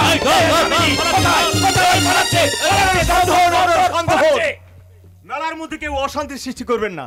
ওখানে গণবিবাহের শেষ জুটিটার বিয়ের বন্দোবস্ত কর, আমি ওই দিকটা সামলাচ্ছি। আচ্ছা আচ্ছা, ঠিক আছে ঠিক আছে। গণবিবাহে নবম জুটির বিয়েটা ভালোভাবে সমাপ্ত হয়েছে, বাকি রয়েছে দশম জুটি। আচ্ছা একবার দেখে নিই তো এই দশম জুটিতে কার নাম আছে। হ্যালো কৌশিক। কে? তুমি আমাকে চিনতে পারছো না? আমি মেঘা। কিন্তু তোমার এমন দুরবস্থা কেন? দুরবস্থা? না মানে তোমাকে এমন পোশাক আমি কোনোদিন দেখিনি তো, তাই।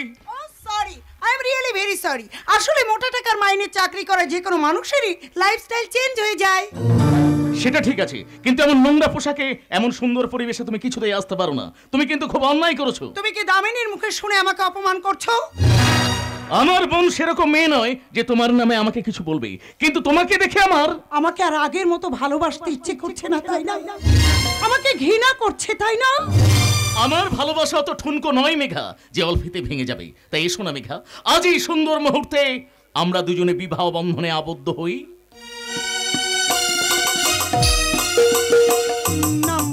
তাকিয়ে দেখো মেঘা, তাকিয়ে দেখো, এই গণবিবাহের মঞ্চে বিয়ে করে কত ছেলে মেয়ে তারা নতুন জীবনের সন্ধানে চলে যাচ্ছে। তাই তুমি এসো, তুমি আমি একত্রিত হয়ে আমাদের এতদিনের ভালোবাসাকে আমরা সার্থকতায় রূপ দিই। কিন্তু আমি তো এখন বিয়ে করতে পারবো না কৌশিক। কেন মেঘা, তোমার বাড়িতে কি কোনো আপত্তি আছে? না, আমার স্বপ্ন আছে। মেঘা? ইয়েস কৌশিক, আমি স্বপ্ন চাই, সুখ চাই, অর্থ চাই, সুন্দর বাড়ি চাই, ব্যাংক ব্যালেন্সের পরিমাণটা বাড়াতে চাই। মেঘা, তাই তোমার ওই বিয়ে নামক প্রস্তাবটা আমি নাকচ করে দিলাম। মেঘা? ইয়েস কৌশিক, আজ এই গণবিবাহের মঞ্চে আমার বসের বিয়ে, সেই জন্য আমার এখানে আসা। তোমার সঙ্গে দেখা হয়ে গিয়ে ভালোই হলো। আমার মনের কথাটা আমি তোমাকে সরাসরি জানিয়ে দিয়ে গেলাম।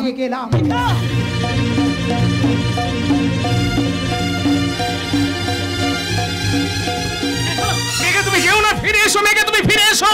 সাময়িক সুখের জন্য তুমি লোভের আকাশে উঠতে যেও না মেঘা।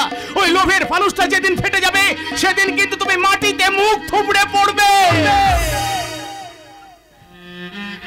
চলে গেল মেঘা, আমার কোনো কথা শুনলো না। এই কৌশিক তার মনের সুগন্ধ দিয়ে মেঘার মনে জমে থাকা দুর্গন্ধ পরিষ্কার করে তাকে সংসার মন্দিরে প্রতিষ্ঠা করতে পারলো না। হেরে গেলাম, আমি হেরে গেলাম, আমি হেরে গেলাম। জীবন অঙ্কটাকে জানি না মেলাতে গিয়ে কি পেলাম, আমি কি পেলাম। জীবন অঙ্কটাকে জানি না মেলাতে গিয়ে কি পেলাম, আমি কি পেলাম। শূন্য দিয়ে ভরে গেলাম, শুধু শূন্য দিয়ে ভরে গেলাম। জীবন অঙ্কটাকে জানি না মেলাতে গিয়ে কি পেলাম, আমি কি আহা কি আনন্দ আকাশে বাতাসে। আমাকে কেমন লাগছে? একেবারে ময়ূর ছাড়া কার্তিক। ময়ূর আমি পেয়ে গেছি। তুমি আমার ময়ূর হবে। মানে মানে মানে কার্তিক ছিল চিরকুমার, আর আমি আমার আইবুড়ো নাম ঘোচাবার জন্য আমি তোমাকে শালা বাবু বানাবো।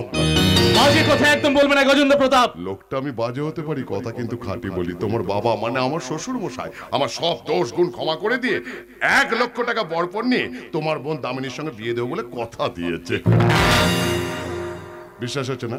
লিস্টে 10 নম্বর জুটি কার নামটা আছে? না না না, এ কিছুতেই হতে পারে না।